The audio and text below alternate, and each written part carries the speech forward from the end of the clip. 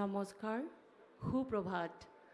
গুৱাহাটী উচ্চ ন্যায়ালয় অন্তৰ্ভুক্ত সংহত ন্যায়িক আদালত চৌহদৰ আধাৰশিলা স্থাপন অনুষ্ঠানৰ এই পবিত্ৰ ক্ষণত আমাৰ নিমন্ত্ৰণ ৰক্ষা কৰি আজি পুৱাই আমাৰ মাজত উপস্থিত হোৱা সকলো মাননীয় অতিথি, বিশিষ্ট ব্যক্তি আৰু সন্মানীয় উপস্থিতসকলক মই শ্ৰীমতী প্ৰণীতা বৰাং আৰু মোৰ সহযোগী শ্ৰীমতী ইপ্সিতা হাজৰিকাৰ তৰফৰ পৰা আন্তৰিক স্বাগতম জনাইছোঁ।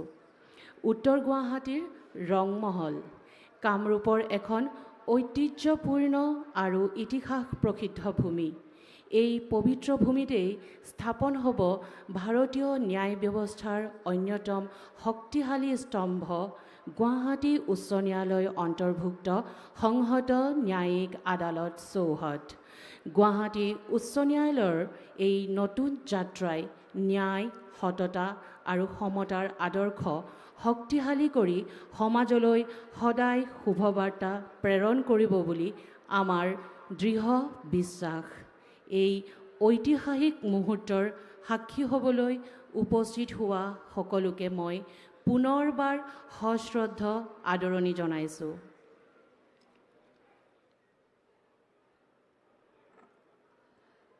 Ladies and gentlemen, a very good morning and a warm welcome to this momentous occasion.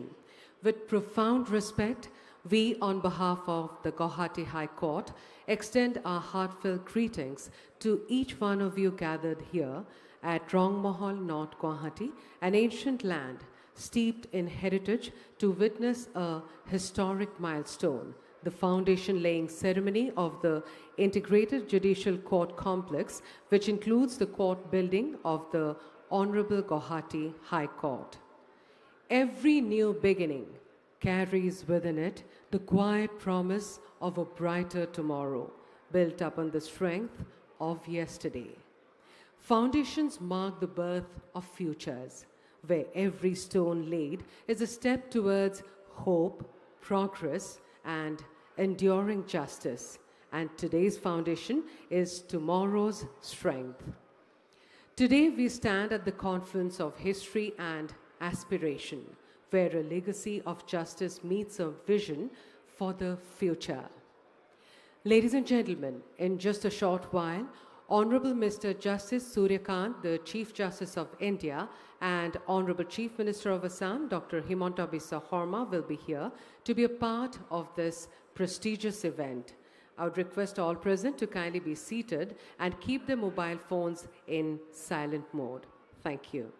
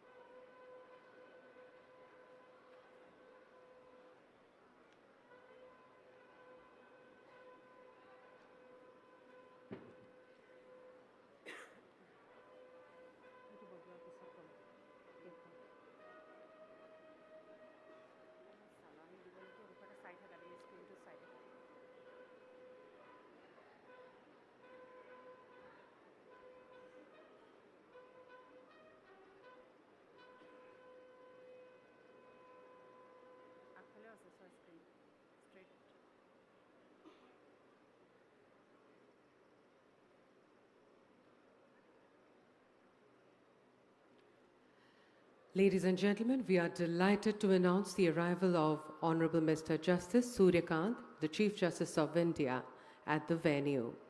We also have with us Honorable Chief Minister of Assam, Dr. Himanta Biswa Sarma.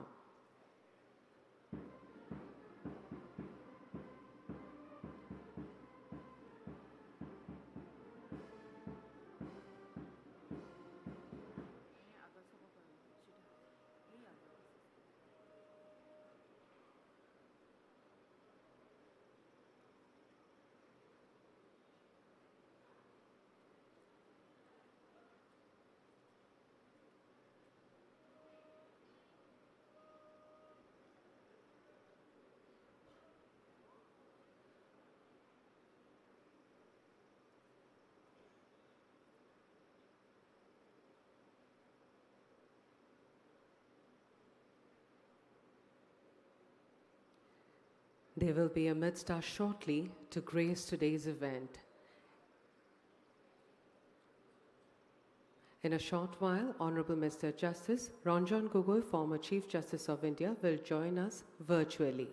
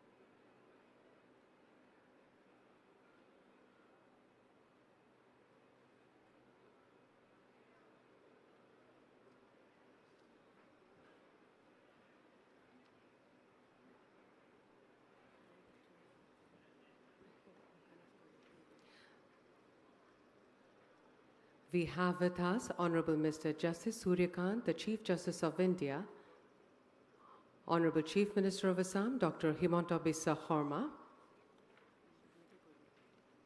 Honorable Mr. Justice Ujjwal Bhuiya, Judge Supreme Court of India, Honorable Mr. Justice Sandeep Mehta, Judge Supreme Court of India, Honorable Mr. Justice N. Koteshwar Singh, Judge Supreme Court of India, Honorable Mr. Justice Vijay Bishnoi, Judge Supreme Court of India, Shri Arjun Ram Meghwal, Honorable Minister of State, Ministry of Law and Justice, Independent Charge, Government of India, Honorable Mr. Justice Ashutosh Kumar, Chief Justice, Guwahati High Court, Honorable Mr. Justice Michael Zothan Khoma, Judge, Guwahati High Court. I would now request all present to kindly rise for the national anthem, to be followed by the state anthem.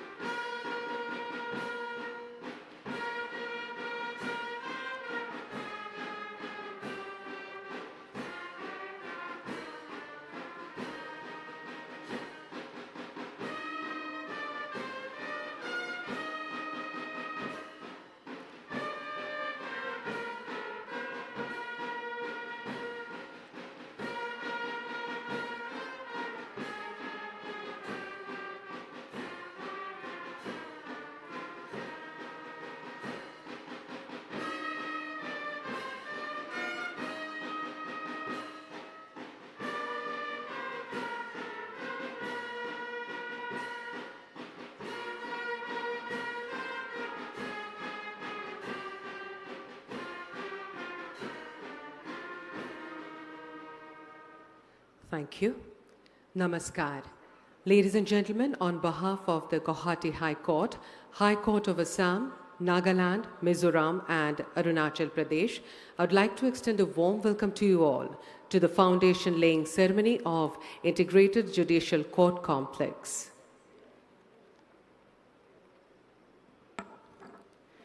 অতিথি দেবো ভৱ আমাৰ ভাৰতীয় সংস্কৃতিৰ এক মহান আৰু শ্ৰদ্ধাৰ পৰম্পৰা আমি অতিথিসকলক দেৱতুল্য জ্ঞান কৰোঁ গুৱাহাটী উচ্চ ন্যায়ালয় অন্তৰ্ভুক্ত সংহত ন্যায়িক আদালত চৌহদৰ আজিৰ পৰা আৰম্ভ হ'বলগীয়া এই নতুন যাত্ৰাৰ পবিত্ৰ অনুষ্ঠানত আমাৰ সৈতে সহযোগ কৰিবলৈ আজি উপস্থিত হৈছেহি বহুকেইগৰাকী মাননীয় আৰু সন্মানীয় অতিথি তেখেতসকলে নিজ নিজ কৰ্মব্যস্ততাৰ মাজতো আমাৰ নিমন্ত্ৰণ ৰক্ষা কৰি আমাৰ মাজত উপস্থিত হৈছেহি তেখেতসকলৰ উপস্থিতি গুৱাহাটী উচ্চ ন্যায়ালয়ৰ এই নতুন যাত্ৰাৰ বাবে এক বহুমূলীয়া আশীৰ্বাদ আমাৰ ফালৰ পৰা মাননীয় অতিথিসকলক অশেষ কৃতজ্ঞতা আৰু শ্ৰদ্ধা জ্ঞাপন কৰিছোঁ আৰু আগবাঢ়িছোঁ সম্বৰ্ধনা অনুষ্ঠানলৈ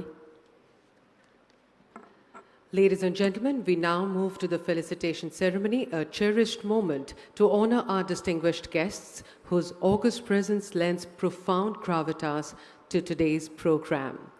We would now first felicitate Honorable Mr. Justice Suryakant, the Chief Justice of India. May I request Honorable Chief Minister of Assam, Dr. Himanta Biswa Sarma, to kindly do the honors.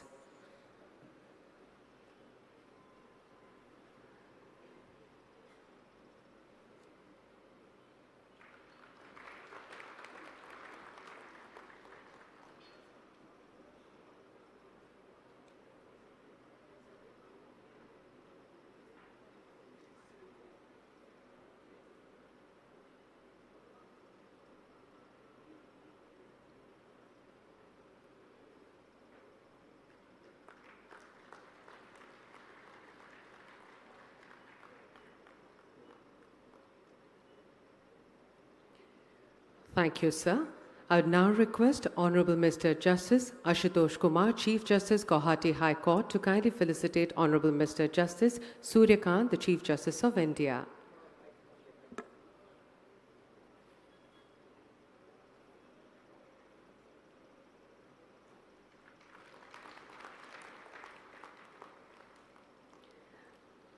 Thank you. I now request you, sir, to kindly felicitate Honorable Chief Minister of Assam, Dr. Himanta Biswa Sarma.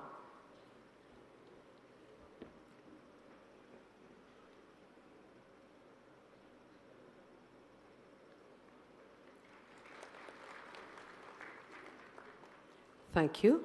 We would now felicitate Honorable Mr. Justice Ujjwal Bhuiya, Judge, Supreme Court of India. I request you, sir, to kindly do the honors.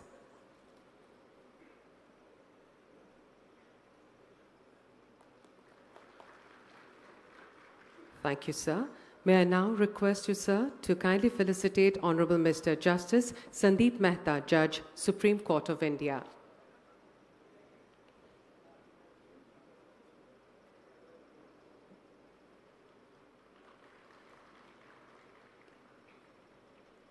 Thank you, sir. We would now felicitate Honorable Mr. Justice N. Koteshwar Singh, Judge, Supreme Court of India. May I request you, sir, to kindly do the honors.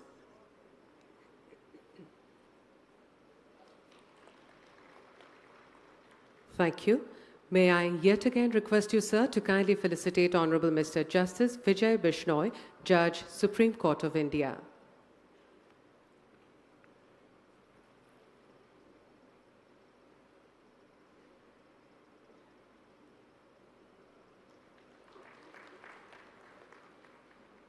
Thank you.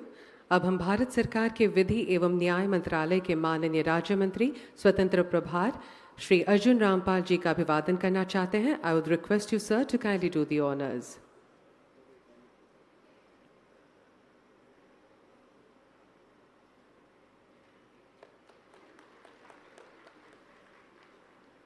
Thank you, sir.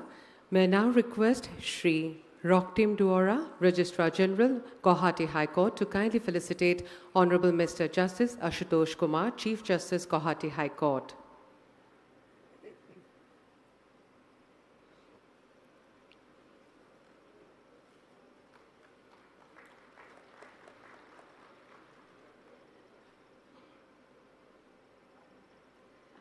Thank you, sir.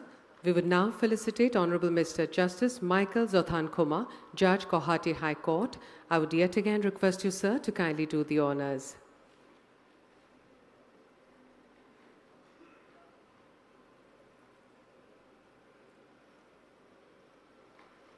Thank you, sir. Ladies and gentlemen, now we proceed to felicitate the distinguished dignitaries of the dais. May I request the members of the Registry of the Guwahati High Court to do the honors. We have the honor of felicitating Honorable Mr. Justice H.K. Sarma, former Judge, Supreme Court of India, Honorable Mr. Justice Mukundakam Horma, former Judge, Supreme Court of India, Honorable Mr. Justice Abhay Manohar Sapre, former Judge, Supreme Court of India, and Honorable Mr. Justice Rishikesh Roy, former Judge, Supreme Court of India.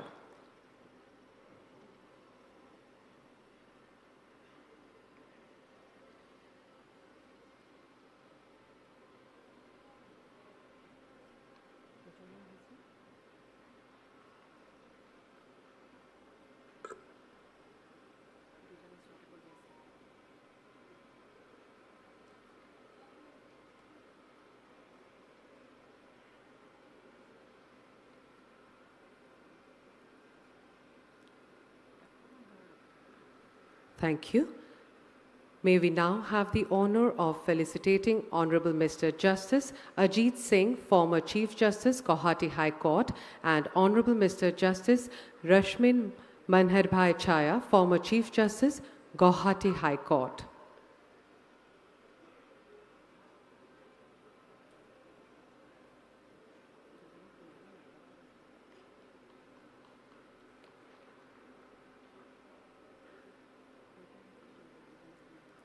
We would now like to felicitate Honorable Mr. Justice M.S. Ramachandra Rao, Chief Justice, Tripura High Court, and Honorable Mr. Justice M. Sundar, Chief Justice of Manipur High Court.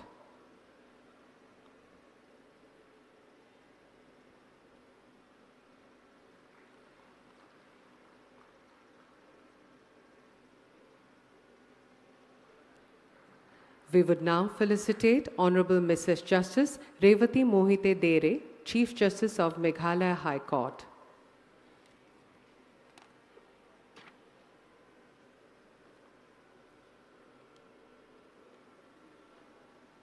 Thank you. We would now like to felicitate Honorable Mr. Justice I.A. Ansari, former Chief Justice of Patna High Court and former Judge, Guwahati High Court, Honorable Mr. Justice Urup Kumar Goswami, former Chief Justice of Sikkim, Andhra Pradesh and Chhattisgarh High Court, and former Judge, Guwahati High Court, and Honorable Mr. Justice Subhashish Talapatra, former Chief Justice, Orissa High Court.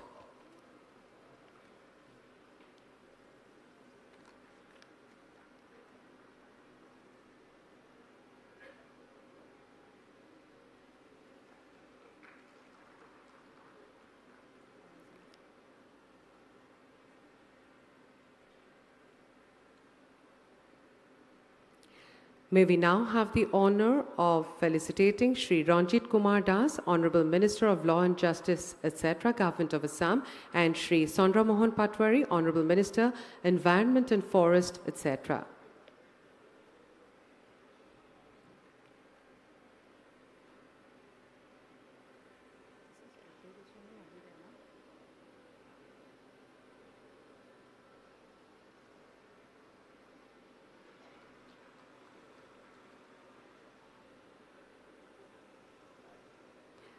Thank you. We would now like to felicitate Srimati Savita Vashisht, wife of Honorable Mr. Justice Suryakant, Chief Justice of India, Srimati Hongkomitra Das Bhuiya, wife of Honorable Mr. Justice Ujjal Bhuiya, Judge, Supreme Court of India, and Srimati Suman Mehta, wife of Honorable Mr. Justice Sandeep Mehta, Judge, Supreme Court of India.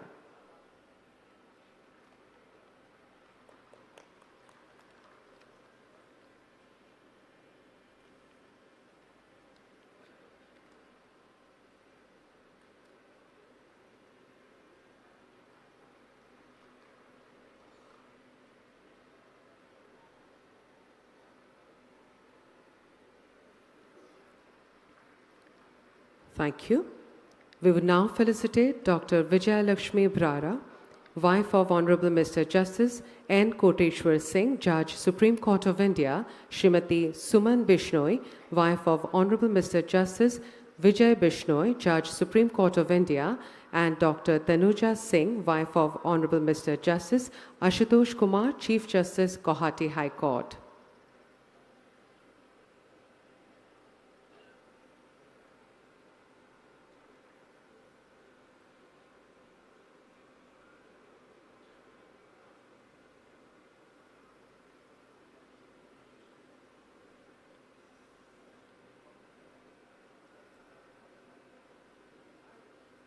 Thank you. We would now felicitate Srimati Bharati Sarma, wife of Honorable Mr. Justice Mukundakam Sarma, former Judge, Supreme Court of India, Srimati Ashlesha Sapre, wife of Honorable Mr. Justice Abhay Manohar Sapre, former Judge, Supreme Court of India, Dr. Chandana Sinha Roy, wife of Honorable Mr. Justice Rishikesh Roy, former Judge, Supreme Court of India.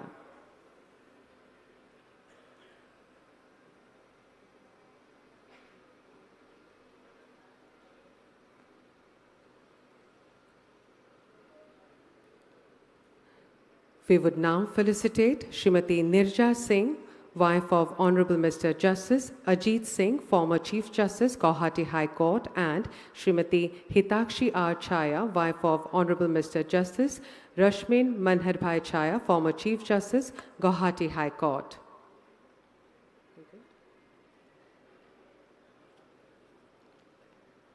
May we have the honor of felicitating Mrs. Iftikhar Rahman Ansari, wife of Honorable Mr. Justice I.A. Ansari, former Chief Justice of Patna High Court and former Judge, Guwahati High Court, and Dr. Nilakshi Goswami, wife of Honorable Mr. Justice A.K. Goswami, former Chief Justice of Sikkim, Andhra Pradesh and Chhattisgarh High Court, and former Judge, Guwahati High Court.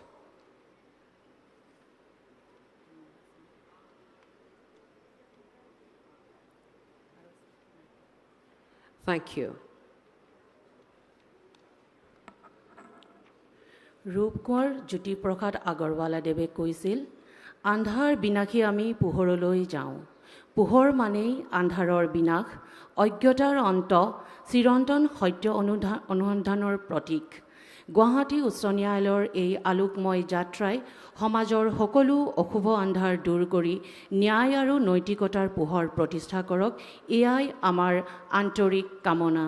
আহক এই বন্তি প্ৰজ্বলনৰ সৈতে আমি সকলোৱে মিলি ঈশ্বৰৰ আশীৰ্বাদ লৈ এক আলোকময় ন্যায় প্ৰবাহিত যাত্ৰাৰ শুভাৰম্ভ কৰোঁ। I would request Honorable Mr. Justice Suryakant, the Chief Justice of India, and Honorable Chief Minister of Assam, Dr. Himanta Biswa, to kindly light the ceremonial lamp for an auspicious beginning. I would request other esteemed dignitaries on the dais to kindly join them.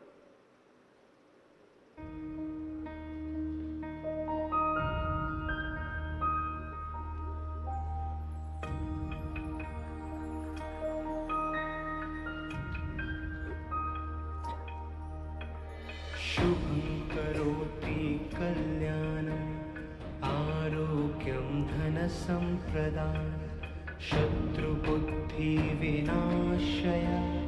Deepjyoti नमोऽस्तुते।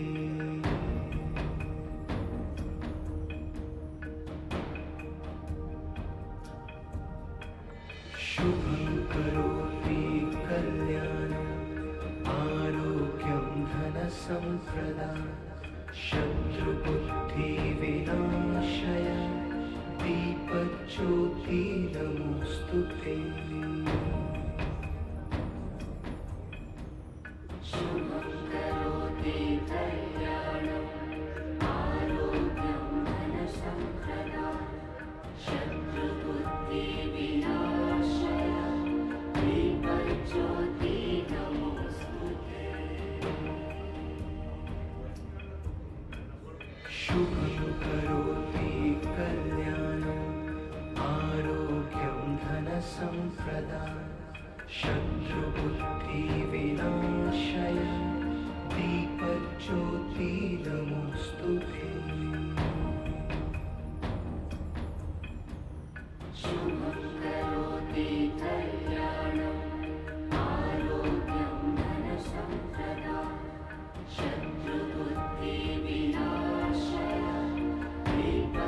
Thank you. I request our esteemed guests to kindly take their seats. Ladies and gentlemen, we are deeply honored to have with us Honorable Mr. Justice Ranjan Gogoi, former Chief Justice of India and member of Rajya Sabha. Honorable Mr. Justice Ranjan Gogoi, a son of the soil and a towering personality, remains an enduring source of guidance for the Guwahati High Court, whose legacy has left an indelible mark on the institution and continues to inspire its pursuit of justice. We welcome Your Lordship on this momentous occasion. Ladies and gentlemen, Honorable Mr. Justice Ashutosh Kumar, a seasoned judge, began his legal career in 1991 and served as an advocate and government pleader for the state of Bihar, gaining deep expertise in criminal law, including complex death penalty cases. In July 2025, His Lordship has taken over as Chief Justice of the Guwahati High Court. Since then, His Lordship has led us from the front with his dynamic leadership. I would now request Honorable Mr. Justice Ashutosh Kumar, Chief Justice, Guwahati High Court, to kindly deliver the welcome address. A very good morning to everyone present here. As we approach the joyous festival of Magh Bihu, we gather here today at Rangmahal to mark a historic moment and to usher in a new chapter in the journey of Guwahati High Court in the administration of justice. It is my great honor to welcome all dignitaries and esteemed guests to this foundation stone-laying ceremony of the Integrated Judicial Court Complex at Rangmahal, North Guwahati. This state-of-the-art complex is envisioned to house the Guwahati High Court, the District Judiciary of Kamrup Metro, and the Bar Associations, together with all essential infrastructural facilities. It stands as a significant step towards strengthening, modernizing, and expanding our judicial infrastructure to meet the growing needs of the litigants, lawyers, and all stakeholders, while reaffirming our unwavering commitment to the constitutional mandate of equal access to justice.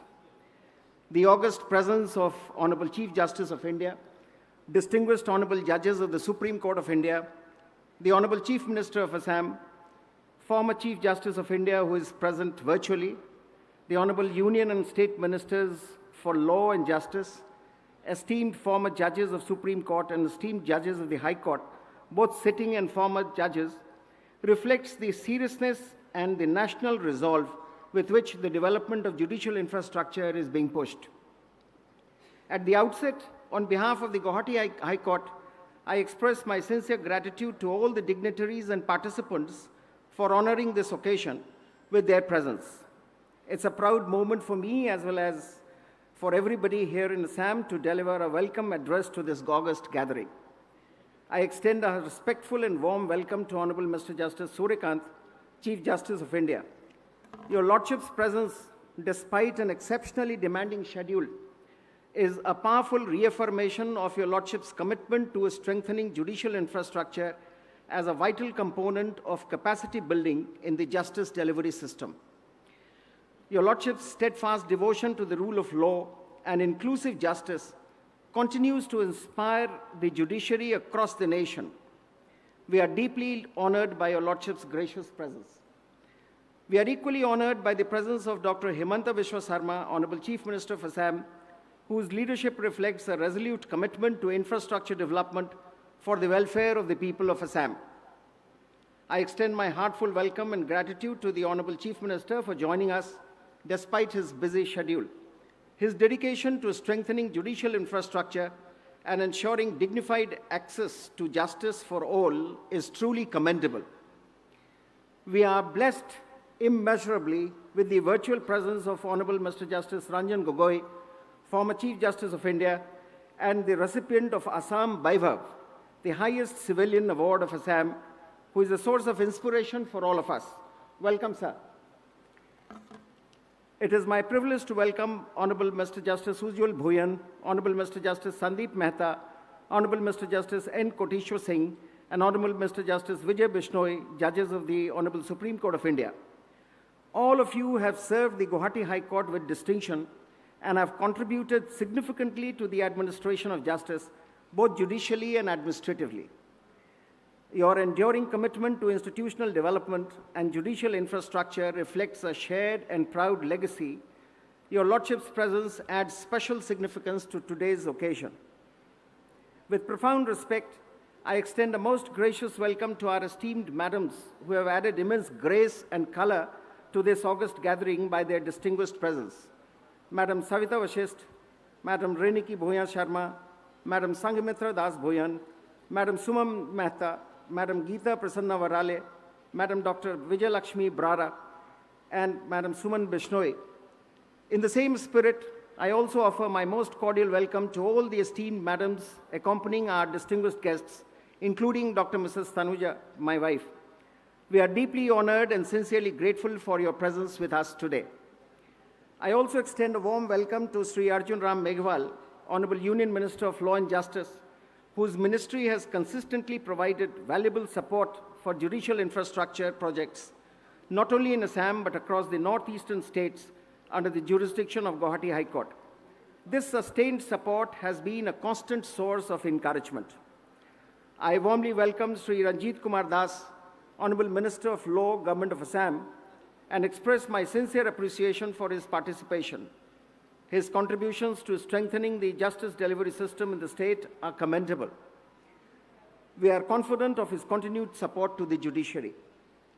I also extend my respectful welcome to the former honorable judges of the Supreme Court of India who have served Guwahati High Court, as well as to the former chief justices and judges of this court who have been equally ardent in their pursuit for delivery of justice.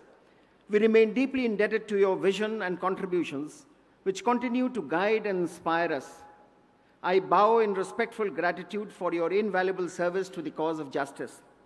I also respectfully welcome the visiting Chief Justices and the senior judges from the High Courts of Manipur, Tripura, Meghalaya, and Sikkim, whose presence has added great value to this event. I extend a hearty welcome to the Chief Secretary and Director General of Police Assam, whose close coordination with the Registry of the High Court has been instrumental in making this event possible. I warmly welcome the learned Advocate Generals of Assam, Nagaland, Mizoram, and Arunachal Pradesh, and express my sincere appreciation for their presence despite their demanding professional commitments. The presence of learned senior advocates, executives of the Bar Council of India, office bearers of various bar associations, including the Bar Council of the Northeastern states, and the members of the bar, reflects our shared commitment to a robust and vibrant justice delivery system. I extend my respectful welcome and gratitude for your continued partnership in fulfilling our constitutional obligations. With the passage of time, the need for adequate and modern infrastructure for courts, lawyers, and litigants has grown manifold. Space constraints in the heart of the city made it difficult to envision a comprehensive, future-ready complex. Accordingly, on an expanse of about 128 bighas of land on the northern bank of River Brahmaputra, this integrated judicial court complex has been conceptualized. It will house approximately 30 high court rooms with provision for future expansion, courts of the district judiciary of Kamrup, chambers for advocates, an auditorium, ample parking facilities, administrative offices, bar offices, canteens, record rooms, mediation centers, libraries, and prosecutors' offices. With the opening of the new bridge connecting both the banks of the Brahmaputra in the near future, accessibility to Rangmahal will improve significantly, ensuring ease of access to litigants from both urban and rural areas. I also extend a cordial welcome to all the learned judicial officers, government officials, police officials, PWD officials, and all others who have contributed to the holding of this event. I warmly welcome members of the media and trust that they will help convey to the public the message of improved and inclusive access to justice. Last but not the least, I sincerely extend my heartiest welcome to the public at large who are here to support us to carry on our journey to fulfill our constitutional commitments. As Chief Justice of Guwahati High Court, it is a moment of profound personal and institutional satisfaction to witness this historic milestone. As this complex rises in form and substance, may it also elevate the standards of justice for this generation and for generations to come. With these words, I call upon all stakeholders to renew their pledge of dedication to the service of people so that justice remains accessible, dignified, and equal for all. Thank you and Jai Hind. Thank you, sir. Ladies and gentlemen, Shri Arjun Ram Meghwal, Honorable Minister of State, Ministry of Law and Justice, Government of India, had earlier served the country as Minister of State for Finance and Corporate Affairs, Minister of State for Water Resources, and Minister of State for Heavy Industries and Public Enterprises. He is a lawyer by qualification and was awarded the Best Parliamentarian in 2013. अब मैं भारत सरकार के विधि एवं न्याय मंत्रालय के माननीय राज्य मंत्री स्वतंत्र प्रभार श्री अर्जुन राम मेघवाल जी से निवेदन करूंगी कि वे कृपया इस भव्य सभा को संबोधित करें।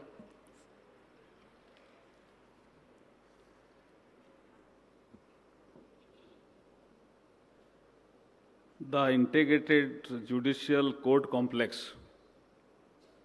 Rangmahal, Guwahati, में आज जो भूमि पूजन हो रहा है, इस अवसर पर उपस्थित हमारे honourable justice Suryakant ji, honourable chief justice of India, Shri Hemanta Biswa Sharma ji, honourable chief minister of Assam, honourable justice उज्जवल भुइयां जी, जज supreme court of India, honourable justice Sandeep Mehta जी, जज सुप्रीम कोर्ट ऑफ इंडिया, आज इनका जन्मदिन भी है। जन्मदिन की बहुत बहुत बधाई संदीप मेहता साहब। Honourable justice N Koteswar Singh ji, जज supreme court of India, honourable justice Vijay Bishnoi जी, जज सुप्रीम कोर्ट ऑफ इंडिया, हमारे गुवाहाटी हाई कोर्ट के chief justice honourable justice Ashutosh Kumar ji, हमारे मंच पर उपस्थित गुवाहाटी हाई कोर्ट के ही ऑनरेबल जस्टिस माइकल जी, और हमारे x जजेज of the supreme court of India, जजेज of Guwahati high court, x जजेज of Guwahati high court, हमारे cabinet minister of Assam government के श्री चंद्रमोहन पटवारी जी और श्री रंजीत कुमार दास जी, हमारे advocate general of Assam Shri Devajit Saikia ji, हमारे registrar general, members of the bar association के सभी पदाधिकारी, हमारे एडवोकेट्स, स्टूडेंट्स, मातृशक्ति, पत्रकार साथियों और वीसी के माध्यम से जुड़े हुए हमारे माननीय रंजन गोगोई साहब, ex chief justice of India and Rajya Sabha member, और मेरे सामने एक मेरे परम मित्र बैठे हैं ऋषिकोश राय साहब, आपको प्रणाम। मैं मेरी बात शुरू कर रहा हूं साहब। सर, आज रविवार है सर, और आज रविवार के दिन का हमारे जीवन में भी महत्व है और प्रकृति में भी महत्व है। और हमारे honourable chief justice of India, जिनका नाम भी सूर्यकांत जी है, सूरज से इनका संबंध है ना, क्या नहीं है? कल पेटवाड़ गांव में भी लोगों ने कहा, सविता जी आप बैठे हैं, कहा नहीं कहा कि सूरज से इनका संबंध है। और सूरज ने यहां आकर के डेरा डाल दिया है कि the integrated judicial court complex, जिसमें जितने भी जुडिशरी से संबंधित कोर्ट हो, ऑर्गेनाइजेशन हो, संगठन हो, सबके ऑफिस एक जगह होंगे। इसलिए सूर्यकांत जी आपका बहुत बहुत आभार, अभिनंदन। डेरा डाल दिया है सविता जी, उन्होंने कल वहां डेरा डाला था। सूरज सबसे पहले आकर डाले अपना डेरा, वो भारत देश। क्या गा ही नहीं रहे हो क्या? वो भारत देश है मेरा। ये प्रधानमंत्री नरेंद्र मोदी जी का सोच है। नरेंद्र मोदी जी से पहले भी हम नॉर्थ ईस्ट के डेवलपमेंट की बात सोचते थे तो हमने एक पॉलिसी का नाम दिया लुक ईस्ट। प्रधानमंत्री नरेंद्र मोदी जी ने कहा खाली देखो मत, कार्य करो, तो उस पॉलिसी को बदल के कहा एक्ट ईस्ट। और ऑनरेबल जस्टिस सूर्यकांत जी आज एक्ट करने के लिए यहां आए हैं, भूमि पूजन के लिए। जोरदार ताली बजा करके आप honourable chief justice of India का स्वागत करें, अभिनंदन करें। और डेरा डाल दिया, इसका मतलब यहां के जुडिशियल इंफ्रास्ट्रक्चर, यहां के विकास में कोई कमी नहीं रहेगी। हमारे chief justice Guwahati high court के आशुतोष जी ने कहा कि आपको भी आना है, तो मैंने कहा मैं जरूर आऊंगा। मैं कल इनके गांव में था, लेकिन गांव में एक कहानी, वैसे वो सोशल मीडिया में किसी ने पढ़ी होगी, लेकिन पढ़ना जरूर।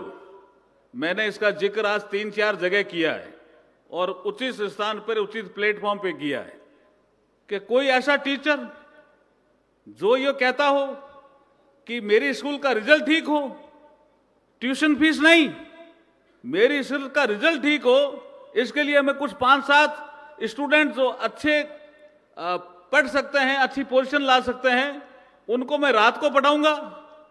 और हमारे चीफ जस्टिस ऑफ इंडिया जो सूर्यकांत जी यहां बैठे हैं, वो उस समय स्टूडेंट थे तो सोने के लिए बिस्तर नहीं थे, तो जो धान की पराली होती है उस पर सो करके आप वहां से मैट्रिकुलेट किए पेटवाड़ा से, और आज चीफ जस्टिस ऑफ इंडिया है। पुनः इनका अभिनंदन है, स्वागत है, धन्यवाद है sir.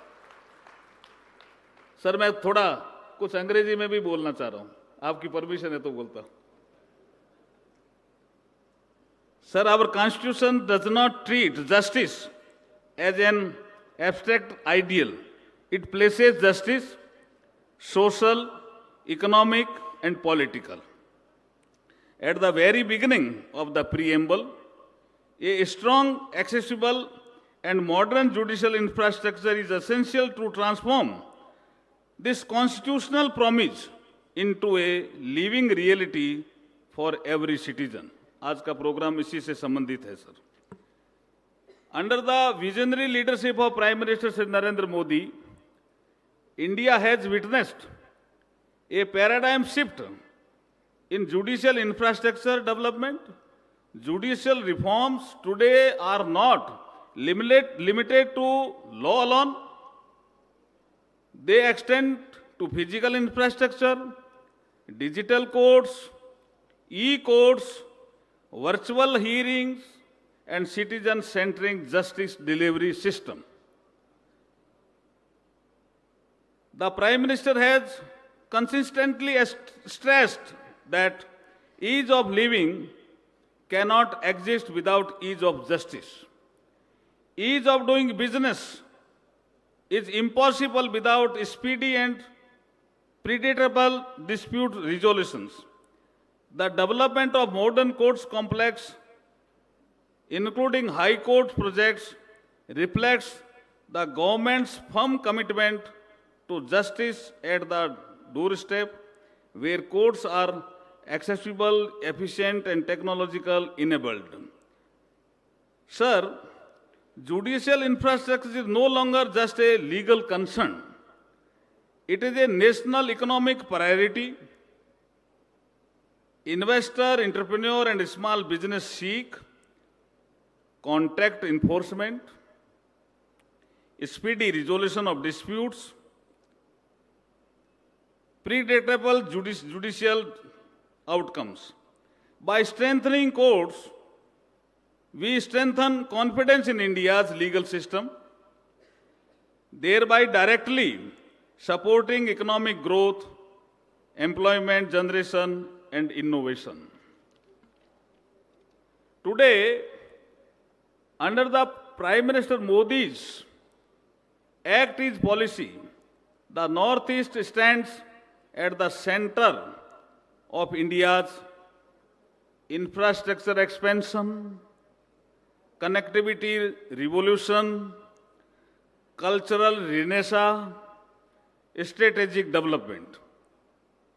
Establishing world-class judicial infrastructure here reaffirms the government's belief the constitutional institutions must grow uniformly across the regions, ensuring equal access to justice for every citizen. The new High Court complex, Guwahati, is envisaged as a future-ready institution, integrating digital courtrooms, e-filing and paperless processes, video conferencing facilities, environment-friendly and sustainable infrastructures.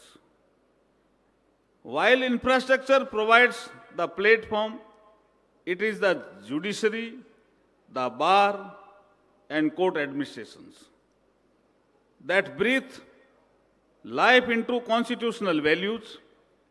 These new complex will empower them to discharge their duties with great efficiency, dignity, and independence.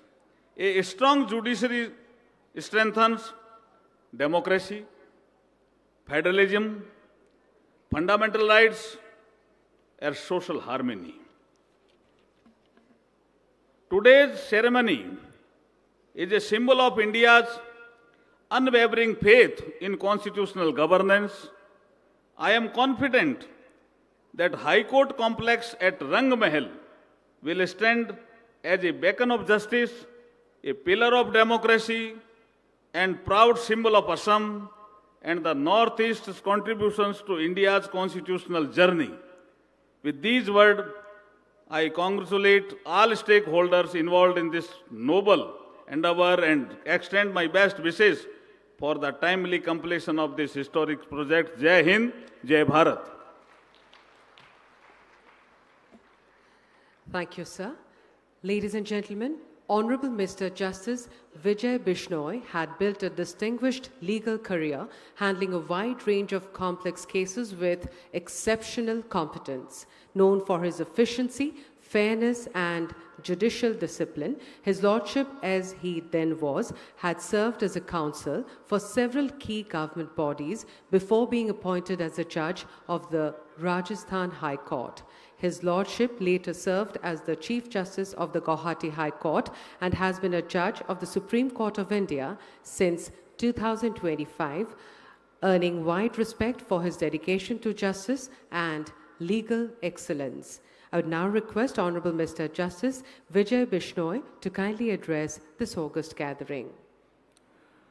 Honorable Mr. Justice Suryakant, Chief Justice of India, Dr. Himanta Biswa Sarma, Honorable Chief Minister of Assam, Honorable Mr. Justice Ujjal Bhuyan, Judge Supreme Court of India, Honorable Mr. Justice Sandeep Mehta, Judge Supreme Court of India, Honorable Mr. Justice N. Koteshwar Singh, Judge Supreme Court of India, Shri Arjun Ram Meghwal, Honorable Minister for State for Law and Justice, Honorable Mr.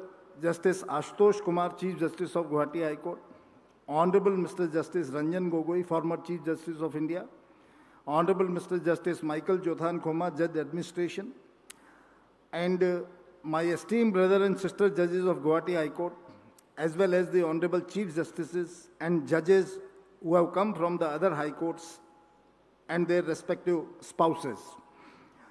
Shri Ranjit Kumar Das, Honorable Cabinet Minister, Shri Chandra Mohan Patwari, Honorable Cabinet Minister, Honorable former judges of the Supreme Court of India, and Honorable former Chief Justices and former judges of Guwahati High Court and their respective spouses.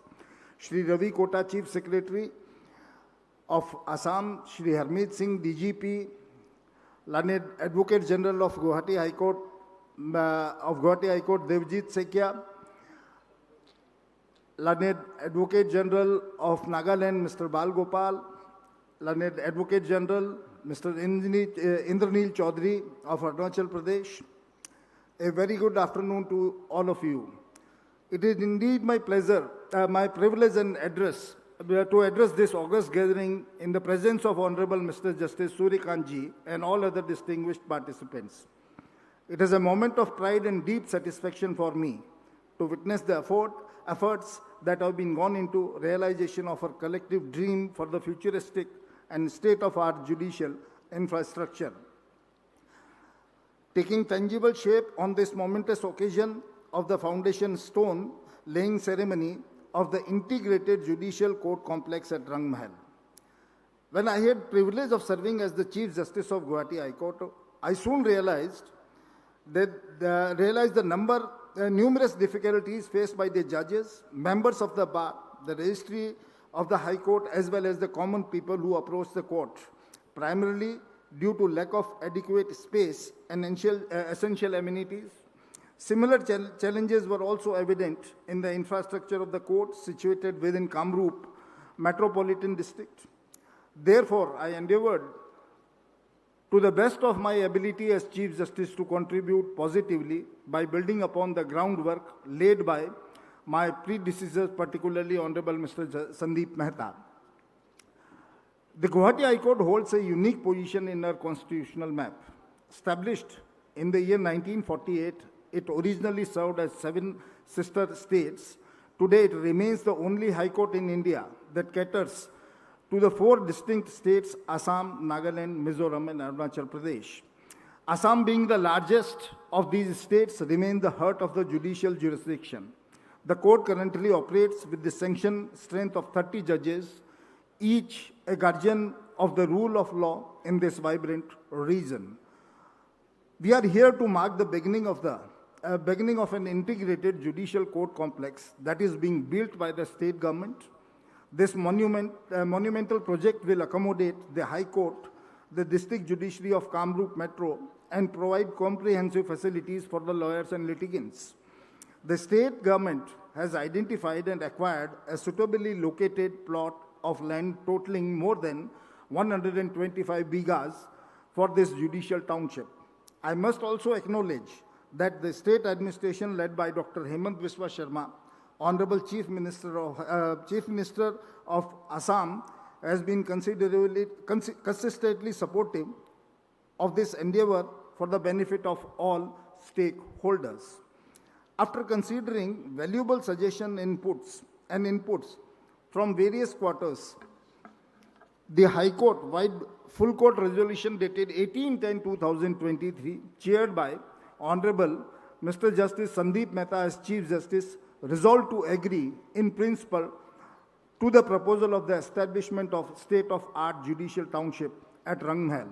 This township is envisioned to house not only the Guwahati High Court but also the District Judiciary of Kamrup Metro area, along with the adequate infrastructure for lawyers, litigants, and the court staff. Today I was joking that earlier the date for the foundation laying ceremony of the foundation stone laying ceremony was either on 17th or 16th, but it was preponed. And I think so, Mr. Justice Mehta and Honorable the Chief Minister has conspired and fixed this date when the Justice Mehta's birthday is today's birthday. Happy birthday to Mr. Sandeep Mehta ji. The master plan for this is an extensive as it is visionary. It features a High Court building with 30 court halls, 1 Chief Justice Court Hall, 2 separate district court buildings, a massive bar building, and a 800-seater auditorium. This expansion follows the trajectory of growth. Recently, the new High Court building at permanent bench at Itanagar is inaugurated, which plays a clerical role in increasing access to justice in the state of Arunachal Pradesh. The project at the Rangmahal is the next great step in that journey. Judicial infrastructure is a cornerstone of accessible and effective justice. Modern professional facilities ensure that the courts are welcoming, particularly for underprivileged and marginalized litigants, while dedicated chambers, common rooms, and libraries support lawyers, especially young and first-generation practitioners. The Rangmahal project addresses growing caseloads and delays by providing 30 modern court halls, a specialized Chief Justice Court Hall, and technology-enabled spaces such as E-Seva Kendra and Digitalization Center, ensuring the judicial process of both physically and digitally accessible. The complex also prioritizes mediation and alternative dispute resolution with dedicated mediation and ADR centers, conference rooms, and video conferencing rooms for remote participation. By integrating these facilities into building's core design, the project encourages faster, collaborative, and less adversarial settlements, making mediation a central part of the justice process rather than an afterthought. Access to justice is further strengthened by public waiting launches, filing sections, medical units, a canteen, and a creche, ensuring that the litigants and the court staff have the support they need. Dedicated libraries for the judges and advocates promote informed decision-making, while the overall design reflects the state responsibility to make courts approachable, inclusive, and efficient. Through the holistic approach, the Rangmahal complex embodies the constitutional promise of justice that is social, economic, and political for every citizen. I would like to appreciate the efforts of the Chief Justice and the other judges of the Guwahati High Court for their dedication to this project. I also praise the efforts taken by the state government under the leadership of Honorable the Chief Minister, whose commitment to acquiring more than 25 bighas of the land has made this possible. Finally, all of this is possible due to visionary leadership of our Honorable Chief Justice of India, Suryakant Ji. He has a clear and achievable plan for the betterment of access of justice at all levels, ensuring that even the last person in the social strata can find redress in our courts. With these words, I thank you. Jai Hind. Thank you, sir. Ladies and gentlemen, Honorable Mr. Justice N. Kotishwar Singh is the first Honorable Judge from the state of Manipur to be elevated as a judge of the Supreme Court of India in 2024. His Lordship also served as the Advocate General of Manipur till his elevation as a judge of the Guwahati High Court. His Lordship also served as a judge of the Manipur High Court and Chief Justice of the High Court of Jammu and Kashmir and Ladakh prior to his elevation to the Supreme Court of India. I would now request Honorable Mr. Justice N. Kotishwar Singh to kindly share his insights, please.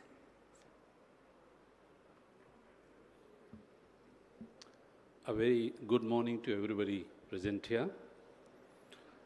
Honorable Justice Suryakant Ji, Chief Justice of India, and my brother judges of the Supreme Court of India, Justice Ujjwal Bhuyan, Justice Sandeep Mehta, Justice Vijay Vishnoi, the Honorable Chief Minister of Assam, Dr. Himanta Biswa Sarma, respected Minister of the State of Law and Justice, Sri Arjun Ram Meghwal Ji, Honorable Chief Justice of the Guwahati High Court, Justice Ashutosh Kumar, Honorable Justice Ranjan Gogoi, former Chief Justice of India, and other former judges of the Supreme Court of India, Chief Justice Mr. Ramchandra Rao of Tripura High Court, Justice M. Sundar of Manipur High Court, and Ms.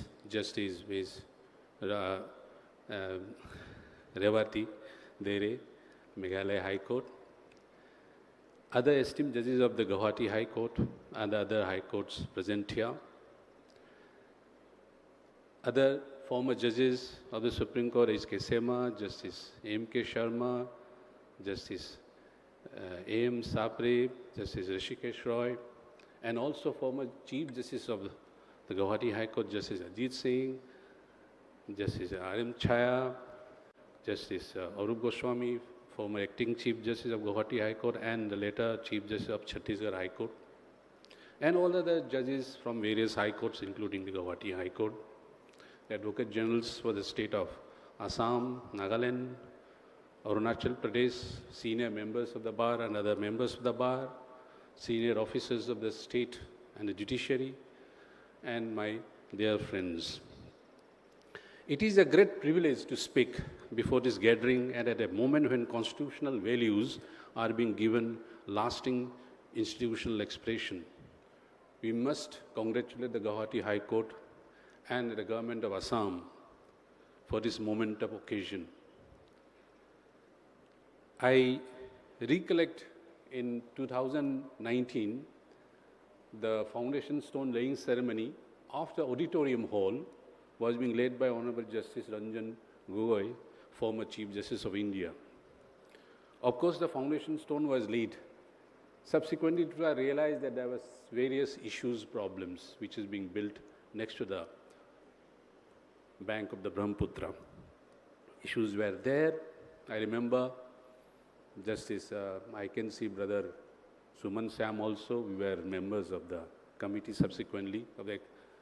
All these ideas were floated that the Honorable Chief Minister of Assam has agreed to provide certain lane across the Brahmaputra. The ideas were being built up, and I'm so happy that now it is being materialized and a foundation stone is being laid today.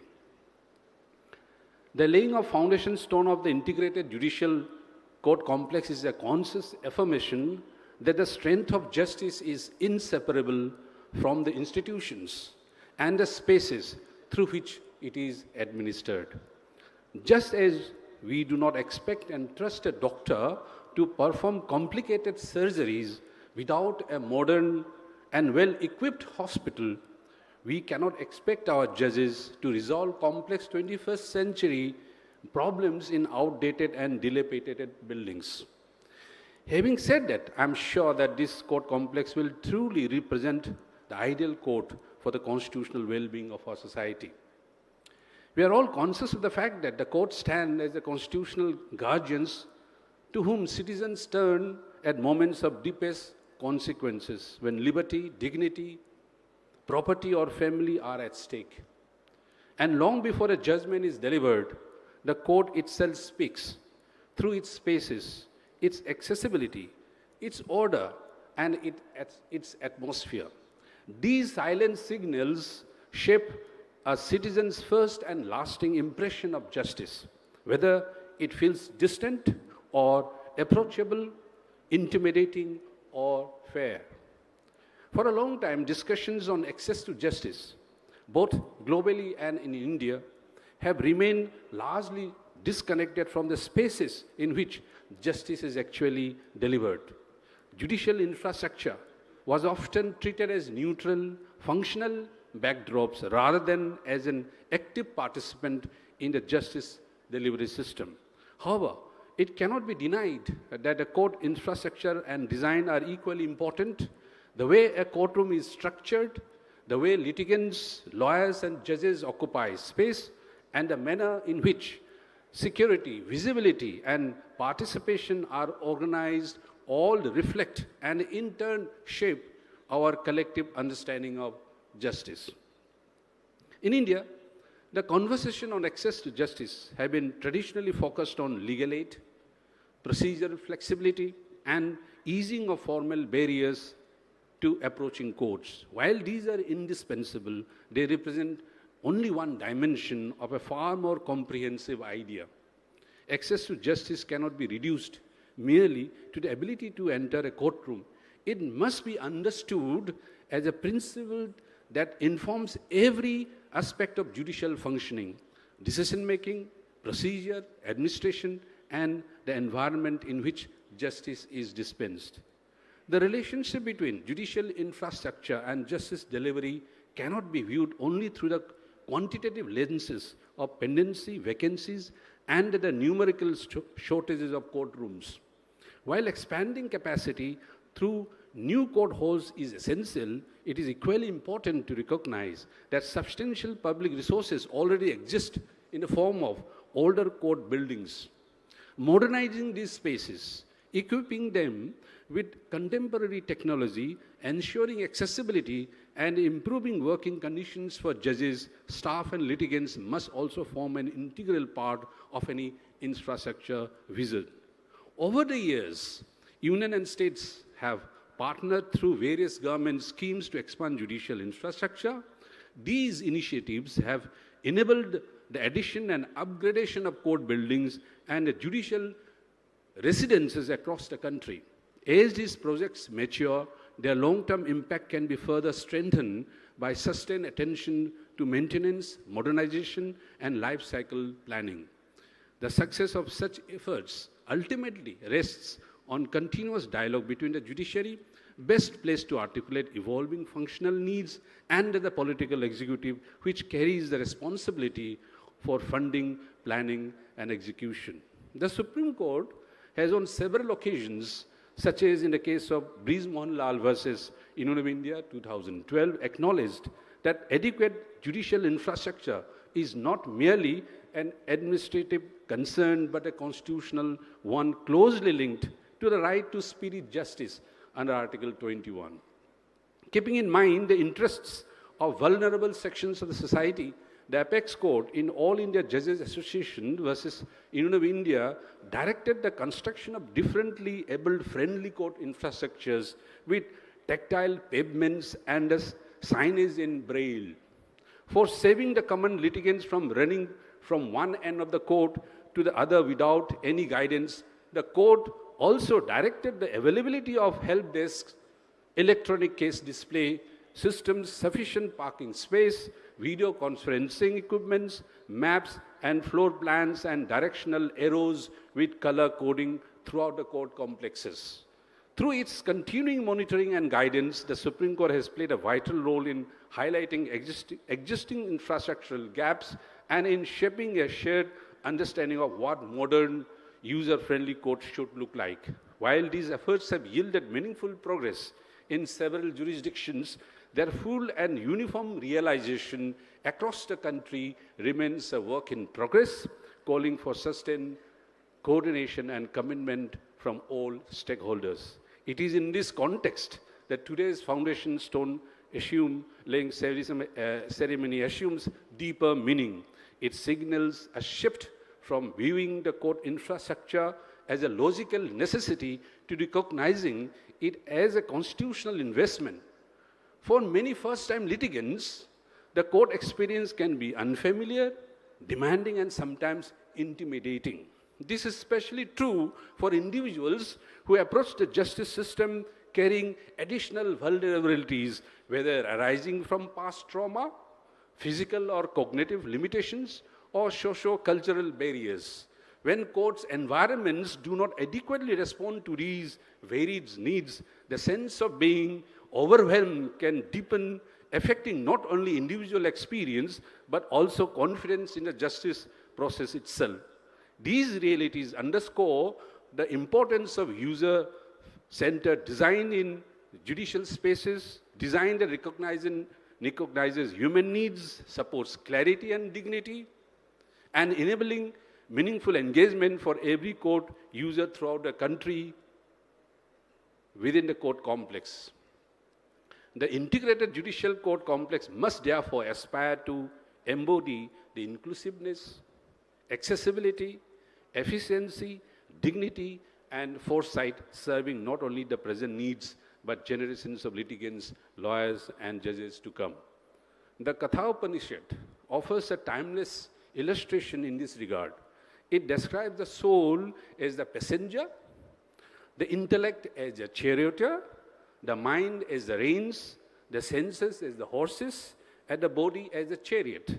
That means even the most discerning charioteer and the noblest passenger cannot reach their destination if the chariot itself is unsound. In much the same way, the constitutional values guide the journey of justice.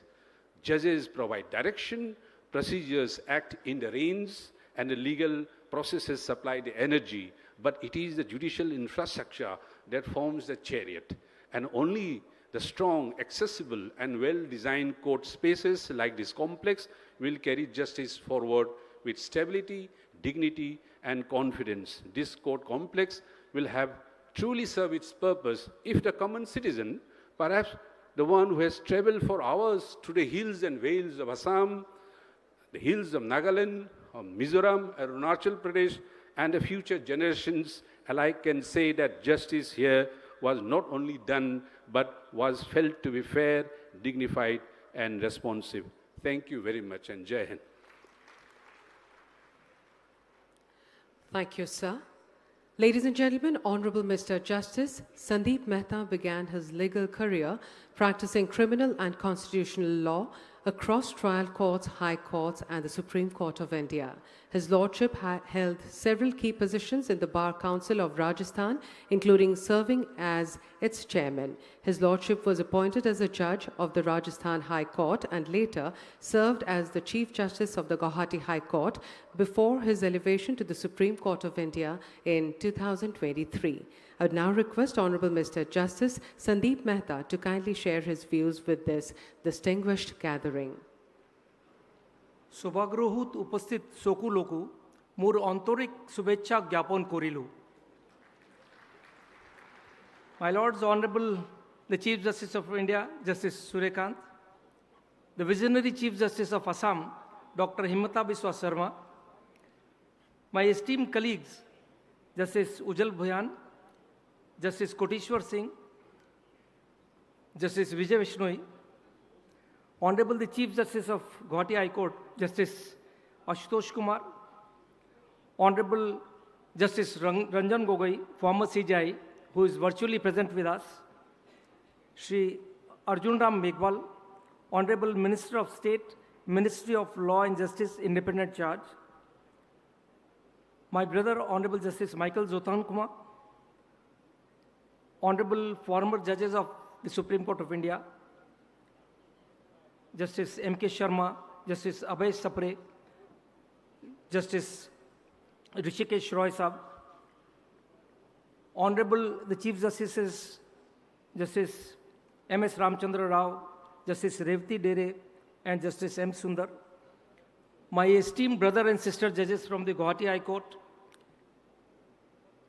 my dear brother Justice Manas Ranjan Pathak, Judge Kolkata High Court, Justice Suman Shyam, Judge Bombay High Court, other honorable judges from various high courts in the country, respected Savita ma'am, honored and gracious spouses, Shri Ranjit Kumar Das, Honorable Minister, Law and Justice Department, Secretariat and General Administration, Shri Chandra Mohan Patwari, Honorable Minister of the State of Assam, Honorable respected Shri Ravi Kota, Chief Secretary, Shri Harmeet Singh, DGP, Advocate Generals Shri Devajit Saikia, Shri K.N. Balgopal, and Shri Indranil Chaudhary, senior government officials and senior police officials of the State of Assam, the Registrar General and other members of the Registry of the Guwahati High Court, learned senior advocates and office bearers of the Bar Council of India, the Guwahati High Court Bar Association, the Guwahati High Court Advocates Association, the Bar Council of Northeastern States, all Assam Advocates Association, and the Bar Associations of Districts of Kamrup Metro and Kamrup. Ladies and gentlemen, as we proceed towards the foundation laying ceremony of the Integrated Judicial Township in the Rangmahal area of Guwahati, this is indeed a moment of pride and privilege for me. This event can indisputably be stated to be a path-breaking moment in the annals of the Guwahati High Court. Reminiscing from the past, I can say with utmost humility at my command that this event is the ultimate manifestation of blessings which I have received from Ma Kamakhya and the people of Assam in abundance.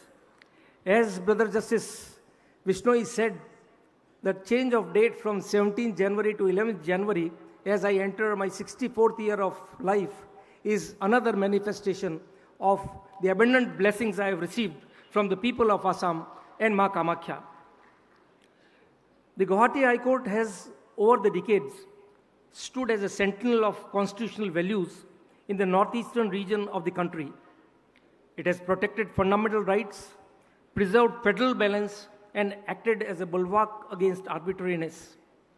On this solemn occasion, we are not merely laying the foundation of a new structure. We are reaffirming our collective commitment to the rule of law, judicial independence, and accessible justice for the people of the northeastern states of India. When I took over the reins of the Office of Chief Justice of Guwahati High Court, I often felt that the building which was inaugurated as late as in the year 2013 was not befitting of a high court with such a glorious history and a distinguished bar. This is a high court which has given to this country legal luminaries as Honorable Justice Ranjan Gogoi, former Chief Justice of India, Honorable Justice H.K. Sema, former Judge Supreme Court, Honorable Justice M.K. Sharma, former Judge Supreme Court, Honorable Justice Amitav Roy, former Judge Supreme Court, Honorable Justice Rishikesh Roy, former Judge of the Supreme Court, to talk about the few. It was indeed troubling to see that even for something as simple as offering a cup of tea to a group of 50 people, arrangements had to be made in the parking section of the High Court building. To add to this, when I visited the designated sitting areas for the lawyers in the High Court building, I felt the same to be very congested with hardly any ventilation, and to top it all, not a single chamber was available to the lawyers. At that very moment, I told the lawyers, and more particularly the senior advocates practicing in the High Court, that you need a building where there is a dedicated space for lawyers' chambers. While the difficulties faced by the judges and the members of the bar were apparent, it was the plight of the litigants that concerned me the most. Many of them travel long distances, often at great personal expense, in the hope that the justice delivery system will treat them with dignity, efficiency, and compassion. Adequate waiting areas, proper amenities, and an orderly court environment are just not luxuries. They are integral to meaningful access to justice. These shortcomings set me thinking that something radical was required to remedy the situation. When I looked into the records, I found that there was already a proposal from the Bar Association in the year 2022 with a request to shift the court premises to a suitable location. A land had already been identified in Boragaon for the district court premises and campuses. That location, which I personally went and checked, was about 17 kilometers away from the present location. I felt that if the courts were relocated to that location, it would create a great disruption for the members of the bar, because Guwahati, just like Rajasthan High Court principal seat at Jodhpur has had the distinction of giving an opportunity to the lawyers to practice on both the High Court and the trial court side, as the court campuses are located in close proximity.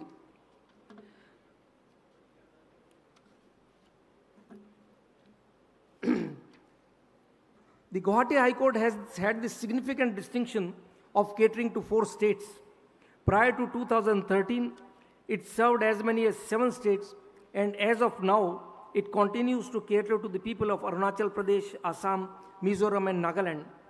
It often becomes very difficult for a Chief Justice to manage the sittings of the judges in the outlying benches, as at least 9 judges have to be stationed in the 3 outlying states, which leaves Guwahati with only 21 judges, assuming that the High Court is functioning at the full sanctioned strength. Therefore, it was always my view that the Guwahati High Court deserves an immediate increase in the judge strength, at least by 10, considering the volume of work, the diverse nature of the cases, the number of institutions per day, the diversity of litigation, and the significant pendency. We expect that with our guardian, Honorable the Chief Justice of India, being here, a decision will soon be taken to increase the judge strength of the Guwahati High Court suitably. However, my friends, increasing the judge strength and improving the infrastructure must always go hand in hand with our unwavering commitment to judicial discipline, integrity, and constitutional morality. The true measure of a court lies not merely in the number of judges or courtrooms, but in the quality, consistency, and fairness of justice it delivers to every citizen who approaches it. When I made recommendations for 4 elevations to the Guwahati High Court in May 23, it was a highly challenging task to manage the sitting arrangements of the incumbent judges, because Unfortunately, the new building inaugurated in the year 2013 was already operating at full capacity. I must say that this vision has been shaped through constant dialogue and collective deliberation with my brother and sister judges.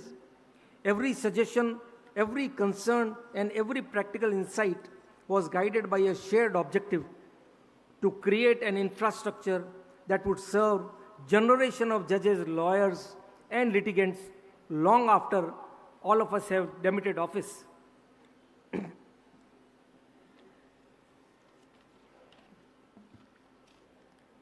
I must comment here that I am highly disappointed that some members of the bar have taken a decision not to participate in this foundation stone laying ceremony.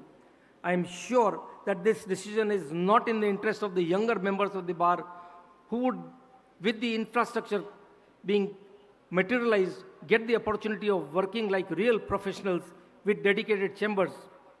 I got a great fillip in my endeavors when Brother Justice Ujjwal Bhuyan, just having been elevated to the Supreme Court, was invited by the bar members to felicitate him on his elevation to the Supreme Court.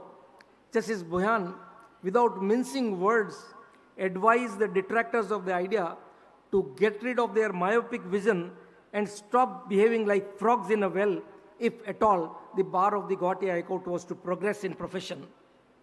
I received tremendous support from Honorable Justice Ranjan Gogoi and Honorable Justice Rishikesh Roy when I presented the idea of the new judicial township to Honorable Lordships. This project is envisioned primarily for the future, particularly the younger members of the bar who aspire to practice in an environment that encourages professionalism, preparedness, and dignity.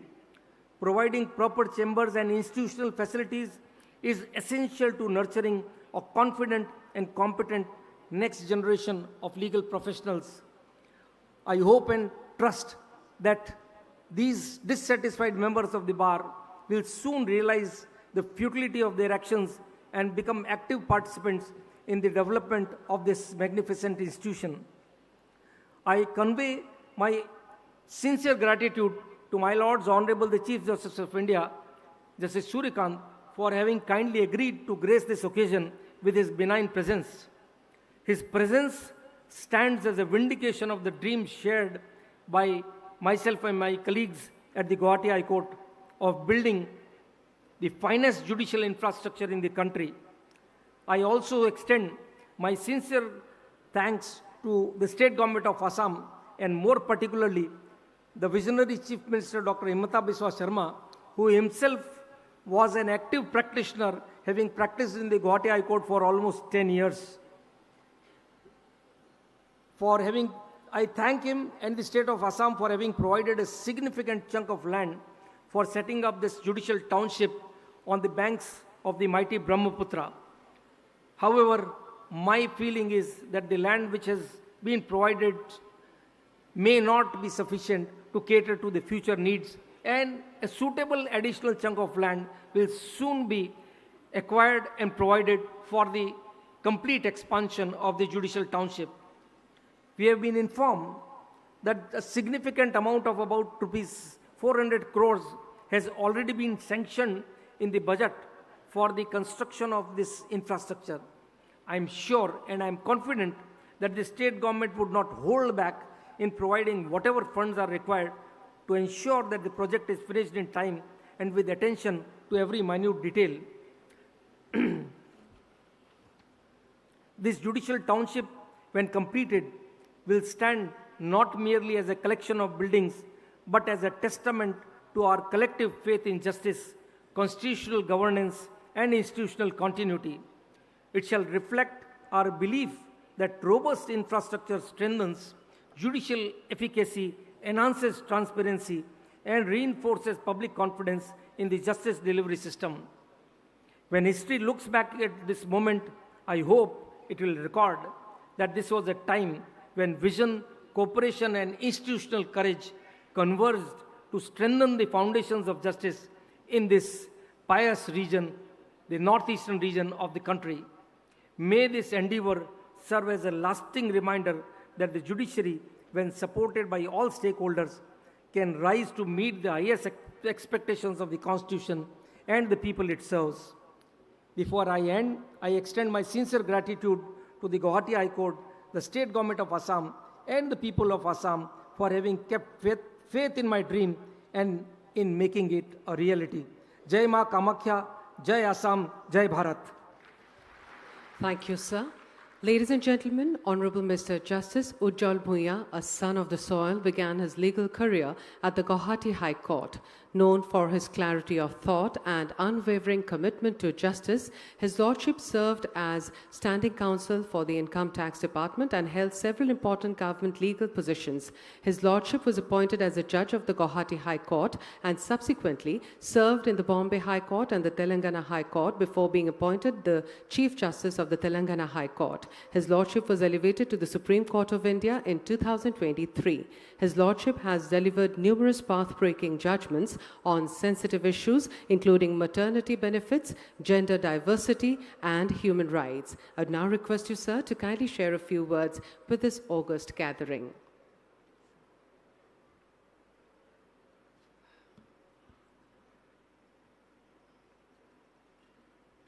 The Honorable Chief Justice of India,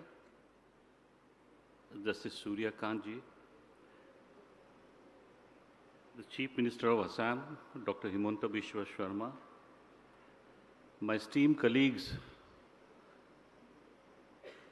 from the Supreme Court, Justice Sandeep Mehta, Justice N. Kateshwar Singh, and Justice Bishnoi, the Minister of State, Government of India, Law and Justice, Independent Charge, Law and Justice, Sri Arjun Ram Meghwal, former Chief Justice of India, Justice Ranjan Gogoi, the Chief Justices of Meghalaya, Manipur and Tripura, judges of the Guwahati High Court, former Chief Justices of Guwahati High Court. I'm sorry, I forgot to mention the presence of the former judges of the Supreme Court. This is a long list, therefore one or two omissions are bound to happen. That's not intentional. The judges of the Guwahati High Court, judges of different high courts, former judges of Guwahati High Court and other high courts, cabinet ministers, Mr. Patwari and Mr. Das, Learned Advocate General of Assam, Nagaland and Arunachal Pradesh, the Chief Secretary, Director General of Police, Assam, officials of the Civil and Police Administration, Government of Assam, learned senior advocates, and my lawyer friends who are present in large numbers, the Registrar General of the Guwahati High Court, members of the registry, judicial officers, ladies and gentlemen. A very good afternoon to all of you. Today is a historic day, not only for the Guwahati High Court, but for the entire Indian judiciary. And for that, I convey my congratulations to the Guwahati High Court and to the Government of Assam for this momentous occasion of foundation stone laying ceremony of the new High Court complex, Integrated Judicial Complex, here at North Guwahati. Friends, let me turn back a few pages in history. The Guwahati High Court, as it is presently known, was initially established as the Assam High Court. It was the first High Court established in independent India. And ironically, the first Chief Justice of Guwahati High Court was an Englishman, Sir Ronald Francis Lodge. There is a brief reference to the need and necessity for appointment of an English gentleman as Chief Justice of India, independent India's first High Court in Fali Nariman's autobiography, before memory fades.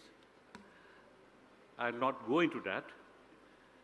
The inaugural function was held on 5th April 1948, and it was presided over by Sir Harilal Kania, who was then the Chief Justice of the Federal Court of India. Justice Kania developed a widely circulated public address while presiding over the inauguration of the Assam High Court. In that speech, he not only broke a tradition of judicial reticence, but importantly, he highlighted the need for judicial independence, which perhaps he felt constrained as a member of the colonial judiciary. Chief Justice Kania's speech was one of several private and public initiatives by the Indian judiciary to shape the contours of the draft constitution that was then being debated in the Constituent Assembly, I'm saying in 1948. Archival materials show that almost all sitting judges, whether in the high courts or in the federal court, actively pushed for changes in the draft constitution, highlighting the need for an autonomous and independent judiciary. Supreme Court of India had its first sitting with all 6 judges in attendance on January 28, 1950, 2 days after adoption of the Constitution of India. During the inaugural sitting, Chief Justice Kania, now the first Chief Justice of India, emphasized 3 essential principles. First, he stressed the importance of an independent judiciary. Second, he highlighted the need for a flexible judicial approach to adjudication, which is not fixated with the textual content. Lastly, he resolved that the judiciary must earn the respect of citizens to establish itself as a legitimate institution. Chief Justice Kania's insistence on judicial independence was significant. By emphasizing on independence of the judiciary, he was highlighting the foundational vision that judiciary should check the misuse of power by the legislature and the executive, safeguard democracy, and protect individual rights and liberty. Emphasis on earning public respect underscores that judicial power relies not just on law, but on trust and legitimacy, making accountability, integrity, and transparency essential for the judiciary to function effectively in a democratic society. Friends, independence of the judiciary is a basic feature of our Constitution. It is non-negotiable. It is for the judiciary, members of the judiciary, to ensure that its independence remains intact in order to ensure its continued relevance and legitimacy. Coming back to the Guwahati High Court, in its eventful journey of 78 years, it has produced eminent judges and distinguished lawyers. It has not only stood the test of time, but has gone from strength to strength. It is a witness to the turbulent history unfolding in this part of the country. From Assam High Court to the High Court of Assam and Nagaland, then to the Guwahati High Court exercising jurisdiction over all the 7 states of the Northeast, to now being the common High Court of 4 states, Assam, Nagaland, Mizoram, and Arunachal Pradesh. Guwahati High Court has traveled a long way. It is a unique High Court, administering justice and infusing constitutionalism over a frontier region inhabited by diverse people. As a symbol of independent judiciary with strict adherence to the Constitution, its edifice has been built by great men and women over the years, literally brick by brick. Guwahati High Court has discharged its constitutional duties admirably. It has always stood by the people, protecting their fundamental rights and personal liberty. I still remember those anti-foreigner Assam agitation days in 1980. I had completed education, class 10, waiting for my matriculation examination. We had all lost 1 year during that phase. The schools were closed. My house in Ambari is just less than half a kilometer from the High Court. During those days, when the schools were closed, I used to walk down to the High Court and sit in the visitors' enclosure, where a case was going on in the Court of Justice K.N. Saikia regarding validity of the president's rule imposed in the state of Assam. Justice Saikia was hearing the matter. Justice Saikia, many outside the state would know him for his, as a judge of the Supreme Court or as the judge who had headed the Meham Commission of Inquiry. But according to me, he was one of the most erudite and learned judges this court has produced. Be it in those tumultuous days, the Assam agitation leaders used to be produced to the court. Habeas corpus petitions were filed. Up to the days of this insurgency in the late 80s, the Guwahati High Court was in the forefront, upholding the freedoms of the citizens, civil liberties, and human dignity, thereby staunchly defending human rights while maintaining its unwavering commitment to the unity and integrity of the nation. There were unfortunate days also when a couple of cases were taken out of the Guwahati High Court. It saddened many of us. Then, it did not lower the status or stature of the Guwahati High Court one bit. According to me and many others, it only enhanced the prestige of the Guwahati High Court as a court which stood by the constitutional rights of the people. From Chief Justice Lodge to Chief Justice Ashutosh Kumar, Guwahati High Court has evolved into an institution of learning and jurisprudence. It has played a stellar role in the development of law and jurisprudence. It would be wrong to confine its contribution only to the field of customary law or to the sixth schedule. From indirect taxation to agricultural income tax, to constitutional law, to preventive detention, to power of the Chief Justice, to anti-defection law, just to name a few, contribution of the Guwahati High Court has been immense. I am a proud product of the Guwahati High Court bar. I am what I am today entirely because of the learning and experience gathered at the Guwahati High Court bar, which Fali Nariman fondly refers to as the school of hard knocks in his autobiography, Before Memory Fades. The lawyer community here is second to none.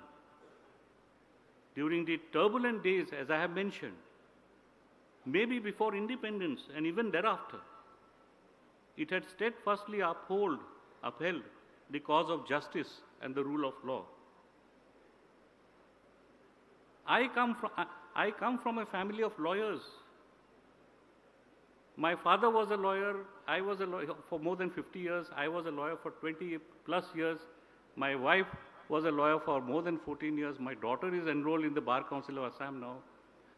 Most of us here are from the lawyer's legal background. The lawyer community may have some apprehension regarding establishment of the new High Court complex. We know and understand the problems and difficulties faced by lawyers. But let me assure my lawyer friends, we will never do anything which is even slightly detrimental to the interest of the lawyer community. Brother Sandeep Mehta has referred to that meeting organized by the Guwahati High Court Bar on 30th August 2023 to felicitate me on my elevation as a judge of the Supreme Court. In that meeting, I said that transition in the life of an institution is inevitable. I referred to a couple of instances. I referred to the instance of the Guwahati University. I learned this from my father and mother, who used to discuss this in their morning cups of tea, over their morning cups of tea, reading their daily quota of newspapers. There was a hue and cry then regarding the situs of the university, where the university will be set up, with many suggesting that it should be set up in what is now the water tank area in Pan Bazar. It was the foresight of great visionaries like Dr. K.K. Hendick that the university was set up at Jalukbari. At that time, there were a lot of skeptics who criticized the move by saying that Jalukbari was far away from the town. How would the teachers and students commute? Today, I doubt whether anybody would lament the decision to set up the Guwahati University at Jalukbari. Setting up the university in a couple of buildings at Pan Bazar would have been an extremely myopic and harmful decision. Then I refer to the instance of the Guwahati Medical College.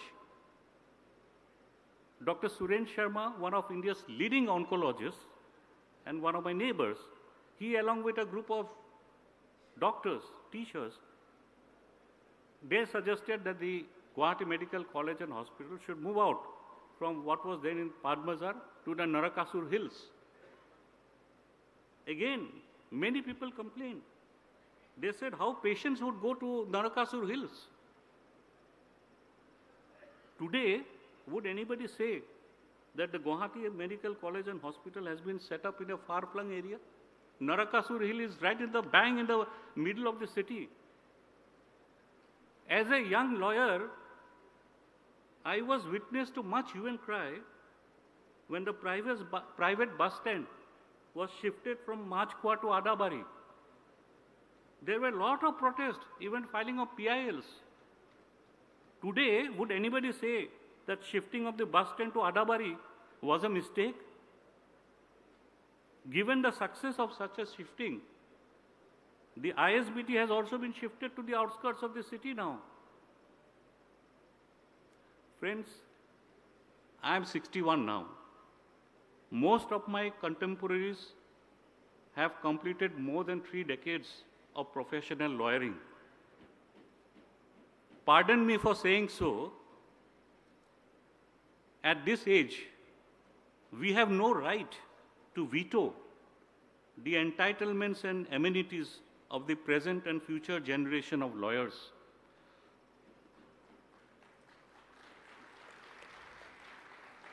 From a strength of 3 judges in 1948, Guwahati High Court has now 30 judges. And I believe, considering its strategic location, the competent authority, the Honorable Chief Justice of India is present here, may consider further raising the strength of the bench here at Guwahati. When I joined the bar in March 1991, there were only 5,090 lawyers registered with the Bar Council of Assam. Today, the number is more than 55,000. In 1991, Guwahati High Court Bar Association had less than 400 members. 1991, I joined the bar. It had less than 400 members. today it would be near about 5,000 members. Every year, large number of fresh law graduates are joining the bar. We need decent space for them. Last time when I visited the High Court, I met a few of the young lawyers who are friends of my daughter. They were simply loitering around in the corridor. I asked them why. They said, we have no place to sit. There is no place to consult litigants, to brief their seniors. The old High Court building, the old dome-shaped building, became functional on and from 20th February 1957. We shifted to the new block on 17th August 2013. Within a decade, the existing infrastructure has become wholly inadequate for judges, lawyers, members of the registry, and the litigants. Therefore, setting up of the new High Court complex or the judicial complex has become inevitable. I remember, while I was a judge here, discussions were on for construction of a new High Court complex to tide over the infrastructural inadequacies. I once again assure my lawyer friends that all endeavor would be made to provide the best possible facilities and amenities to the lawyers and litigants. What is being conceptualized, and I have been repeatedly requesting the authorities, including the government of Assam, that not only the High Court, all the district courts of Kamrup Metro, the tribunals, the family courts, the motor accident claims tribunal, labor court, all courts, trial courts should be brought here in one place so that the lawyers will have the freedom to practice in all the courts. I'm sure the government of Assam and the Guwahati High Court will look into all this. I think the Chief Justice of India is fully apprised of the situation, and I believe he may make a few announcements even today. Friends, judiciary needs space, literally as well as metaphorically. We need space to express ourselves. Let us join hands to strengthen the judicial infrastructure. This is phase one, as I am told. There's the High Court's complex. They're followed by phase two, where all the district courts will come in. I'm sure the new court complex would not only provide ultra-modern facilities, but would also be lawyer and litigant friendly. On this auspicious occasion, I pay my salutation to all the earlier generation of judges, lawyers, members of the registry. It is because of their commitment and dedication that Guwahati High Court has traveled this far with great distinction. I am confident Guwahati High Court will continue to stand tall by upholding the cause of liberty and justice. Shraddha Rais, মই যিখিনি ক'ব লাগে মই ক'লো। আজি এইটো সময়ৰ আহ্বান। আমি যদি এইখিনি সময়ত আমি এটা নতুন হাইকোৰ্ট কমপ্লেক্সলৈ আমি নাযাওঁ, তেনেহ'লে নেক্সট 10-20 ইয়াৰ্ছত মাটি বিচৰাই এইটো অসম্ভৱ হৈ পৰিব। আৰু মই এইটোৱেই কৈছোঁ যে মইতো উকিল আছিলোঁ, মই অধিবক্তা আছিলোঁ, মোৰ ঘৰৰ আটাইখিনি মানুহে অধিবক্তা আছিলে। আমি অধিবক্তা সমাজৰ বিৰুদ্ধে কেলেই পদক্ষেপ ল'ম? মইতো কোনো যুক্তি দেখা নাই। আৰু 1957 চনত যিটো বিল্ডিং বনালে, 2013 চনত যিটো নতুন বিল্ডিং হ'ল, সেয়া সম্পূৰ্ণৰূপে এতিয়া ইনএডিকুৱেট। মই কৈছোঁৱে আজিৰ তাৰিখত 55,000 বাৰ কাউন্সিল অফ আছামত ৰেজিষ্টাৰ কৰা আছে অধিবক্তা। কোনো এইটো ভাবিব নালাগে যে আমি ৰংমহললৈ শ্বিফ্ট কৰাৰ পিছত পুৰণা হাইকোৰ্ট দুটা বিল্ডিং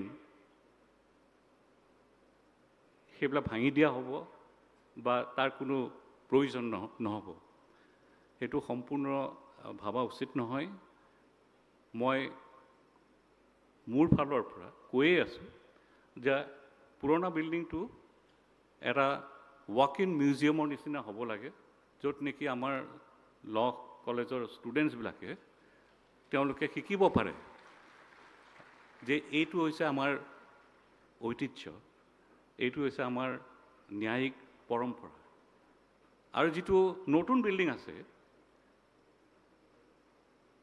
মই বিশ্বাস কৰোঁ যে সেইটো এটা চেণ্টাৰ ফৰ আৰ্বিট্ৰেশ্যন এণ্ড মিডিয়েশ্যন হোৱাটো অতি প্ৰয়োজনীয় আজিৰ তাৰিখত আমাৰ ন্যায়িক ব্যৱস্থাত আৰ্বিট্ৰেশ্যন আৰু মিডিয়েশ্যন যদিও এইটো আজি সময় উপযোগী নহয় অতি প্ৰয়োজনীয় হৈ পৰিছে আৰু আমাৰ অধিবক্তা সমাজেও এই নতুন যিটো এটা অপৰচুনিটি আহি পৰিছে তাৰ সম্পূৰ্ণ সুযোগ আৰু সুবিধা গ্ৰহণ কৰিব মই বেছি নকওঁ আমাৰ মাজত মুখ্যমন্ত্ৰী ডাঙৰীয়া আছে আমাৰ মাজত ভাৰতৰ মুখ্য ন্যায়াধীশ ডাঙৰীয়া আছে তেওঁলোকে ক'ব তেওঁলোকৰ বক্তব্য ৰাখিব ইংৰাজী নৱবৰ্ষৰ আৰু আগন্তুক উৰুকা আৰু মাঘ বিহুৰ শুভেচ্ছা প্ৰীতি আৰু মৰম সকলোলৈকে জনাইছোঁ আপোনালোক সকলোৱে ভালে থাকক এই আশাৰে মই মোৰ বক্তৃতা সামৰি মাৰিছোঁ thank you very much and God bless Thank you, sir. Ladies and gentlemen, the government of Assam, under the dynamic leadership of Honorable Chief Minister of Assam, Dr. Himanta Biswa Sarma, has envisioned the Rangmahal Judicial Township, an iconic project to build a modern, consolidated judicial campus in North Guwahati. এতিয়া মই অসমৰ মাননীয় মুখ্যমন্ত্ৰী doctor Himanta Biswa Sarma দেৱক তেখেতৰ বহুমূলীয়া ভাষণেৰে আমাক কৃতাৰ্থ কৰিবলৈ অনুৰোধ জনাইছোঁ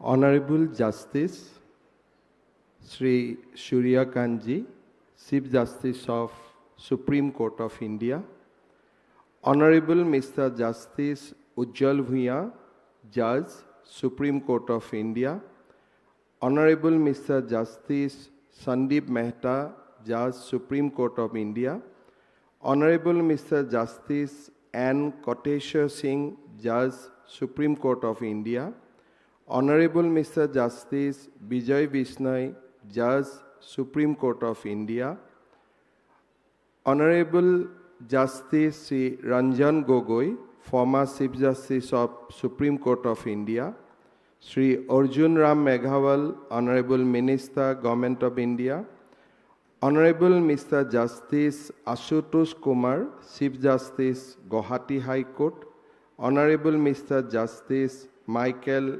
Juthamthonga, Judge, Guwahati High Court, respected dignitaries, more particularly the retired judges of Supreme Court of India, former Chief Justices of Guwahati High Court, judges of Guwahati High Court, my colleague, my ministerial colleague, Sri Patwari and Sri Das, ladies and gentlemen, मैं पहले असम वासियों का ओर से हमारे भारत की मुख्य न्यायाधीश और हमारे सबकी सम्मानीय जस्टिस सूर्यकांत जी को असम वासियों का ओर से ये समारोह में स्वागत करता हूँ साथ ही साथ आज हमारे समारोह में शामिल हुए honourable mister justice Ujjwal Bhuyan honourable mister justice Sandeep Mehta honourable mister justice N Koteswar Singh honourable mister justice Vijay Bishnoi और साथ में सुप्रीम कोर्ट के जो रिटायर्ड जजेस हैं और हमारे मेघालय मेघालय त्रिपुरा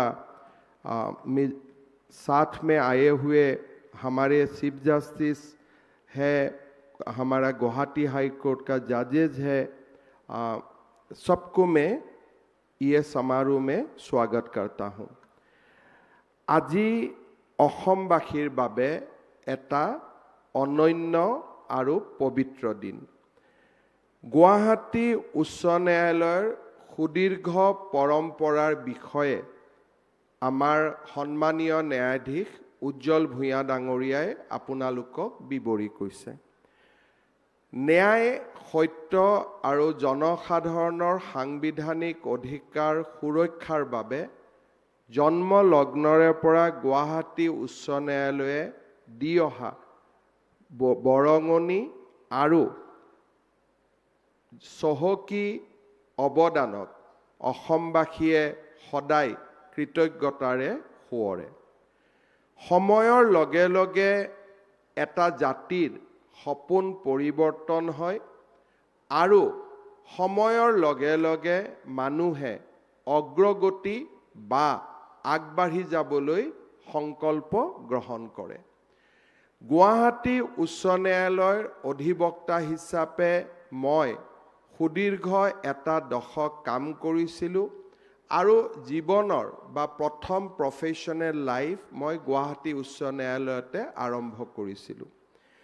গুৱাহাটী উচ্চ ন্যায়ালয়ৰ আজিৰ যিটো ভৱন, সি গুৱাহাটী উচ্চ ন্যায়ালয়ৰ গৰিমা বা ভৱিষ্যতৰ 50 বছৰৰ আমাৰ যি সপোন, তাৰ লগত নিশ্চিতভাৱে ই কেতিয়াও খাপ নাখায়। বহু দিনৰ পৰা আমাৰ মনত প্ৰচেষ্টা আছিলে যে আমাৰ ৰাজ্যৰ বিধানসভাই হওক, উচ্চ ন্যায়ালয়ে হওক বা ৰাজ্যৰ সচিবালয়ে হওক, ই আধুনিক অসমক প্ৰতিনিধিত্ব কৰক। ই অসমবাসীৰ সপোনৰ এটা ইনষ্টিটিউশ্যন হওক। লাহে লাহে বিধানসভাৰ পৰিৱৰ্তন হ'ল, সচিবালয়ৰো পৰিৱৰ্তন হ'ল। গুৱাহাটী উচ্চ ন্যায়ালয়ৰ পৰিৱৰ্তন আমি দেখা নাছিলোঁ। 2022 চনত গুৱাহাটী উচ্চ ন্যায়ালয়ৰ তেতিয়াৰ মুখ্য ন্যায়াধীশ ন্যায়মূৰ্তি সন্দীপ মেহতা ডাঙৰীয়াই মোক এদিন উল্লেখ কৰিছিল যে গুৱাহাটী উচ্চ ন্যায়ালয় আমি এটা নতুন স্থানলৈ লৈ যাব লাগে। মই মুখ্য ন্যায়াধীশ ডাঙৰীয়াক কৈছিলোঁ যে আজি যদি আমি সিদ্ধান্ত লওঁ, আমি গুৱাহাটীৰ আশে পাশে মাটি দিব পাৰিম, কিন্তু আৰু 10 বছৰ পিছত যদি আমি ইয়াক চিন্তা কৰোঁ, ছয়গাঁও আৰু বকুলৈকে যাব লাগিব, নহ'লে আমি জাগিৰোডলৈকে যাব লাগিব। গতিকে আমি যদি সঁচাকৈ উচ্চ ন্যায়ালয়ক স্থানান্তৰ কৰিব লাগে, সিদ্ধান্ত আজি লোৱা উচিত। জাষ্টিছ মেহতা ডাঙৰীয়াক মই কৈছিলোঁ যে আমি আপোনাক 6-7টা লোকেশ্যন দেখুৱাম আৰু আপুনি সিদ্ধান্ত ল'ব, গুৱাহাটী উচ্চ ন্যায়ালয়ৰ ন্যায়াধীশসকলে সিদ্ধান্ত ল'ব যে উচ্চ ন্যায়ালয় ক'ত প্ৰতিষ্ঠা হ'ব লাগে। কেইবাটাও স্থান পৰিদৰ্শন কৰাৰ পিছত জাষ্টিছ মেহতা ডাঙৰীয়াই আমাক কৈছিলে যে ৰংমহলৰ আজিৰ স্থানটোৱে আটাইতকৈ উপযুক্ত স্থান। এটা সপোন আৰম্ভ হৈছিলে। সিদিনাখনৰ পৰাই আমি চিন্তা কৰিছিলোঁ যে কি ধৰণে গুৱাহাটী উচ্চ ন্যায়ালয়ক এটা আধুনিক ৰূপ দিব পৰা যায়, আমাৰ উচ্চ ন্যায়ালয়ৰ পৰম্পৰাৰ লগত সংগতি ৰাখি ইয়াক ডিজিটেল, টেকনলজিকেল আৰু ইনফ্ৰাষ্ট্ৰাকচাৰৰ দিশত আমি এটা সুসজ্জিত গুৱাহাটী উচ্চ ন্যায়ালয়ৰ নিৰ্মাণ কৰিব পাৰোঁ। সন্মানীয় ন্যায়মূৰ্তি সন্দীপ মেহতা ডাঙৰীয়াৰ অৱসৰ বা উচ্চতম ন্যায়ালয়লৈ পদোন্নতিৰ পিছত গুৱাহাটী উচ্চ ন্যায়ালয়ৰ মুখ্য ন্যায়াধীশ হিচাপে সন্মানীয় ন্যায়াধীশ বিজয় বিষ্ণয় ডাঙৰীয়াই দায়িত্ব গ্ৰহণ কৰে আৰু তেখেতৰ সময়তে আমি লাহে লাহে আৰ্কিটেকচাৰেল ড্ৰয়িং আদি প্ৰস্তুত কৰোঁ আৰু ৰংমহলৰ এই স্থানত 148 বিঘা মাটি আমি অধিগ্ৰহণৰ প্ৰচেষ্টা কৰোঁ। মই অত্যন্ত কৃতজ্ঞ, অকল জালুকবাৰী সমষ্টিৰ বিধায়ক হিচাপে নহয়, মই অত্যন্ত কৃতজ্ঞ যেতিয়া গুৱাহাটী উচ্চ ন্যায়ালয় ইয়াত স্থানান্তৰ হোৱাৰ কথা কোৱা হ'ল, ৰংমহলৰ স্থানীয় ৰাইজে অলপো আপত্তি নকৰাকৈ এই মাটি গুৱাহাটী উচ্চ ন্যায়ালয়ক দিবৰ বাবে সিদ্ধান্ত গ্ৰহণ কৰে। আপোনালোকে জানি আচৰিত হ'ব, নাৰেংগী কুৰুৱাৰ দলঙৰ পিছত, গুৱাহাটী উত্তৰ গুৱাহাটী দলঙৰ পিছত আৰু ৰিং ৰোড নিৰ্মাণৰ পিছত আজি আমি যিডোখৰ মাটিত থিয় হৈ আছোঁ, সেই মাটিডোখৰৰ মূল্য চৰকাৰে দিয়া টকাৰে জুখিব নোৱাৰি। কেৱল মাত্ৰ ন্যায়পালিকাৰ ওপৰত থকা শ্ৰদ্ধাৰ বাবেই ৰংমহলৰ ৰাইজে এই মাটি গুৱাহাটী উচ্চ ন্যায়ালয়ক দিবৰ বাবে সিদ্ধান্ত গ্ৰহণ কৰে।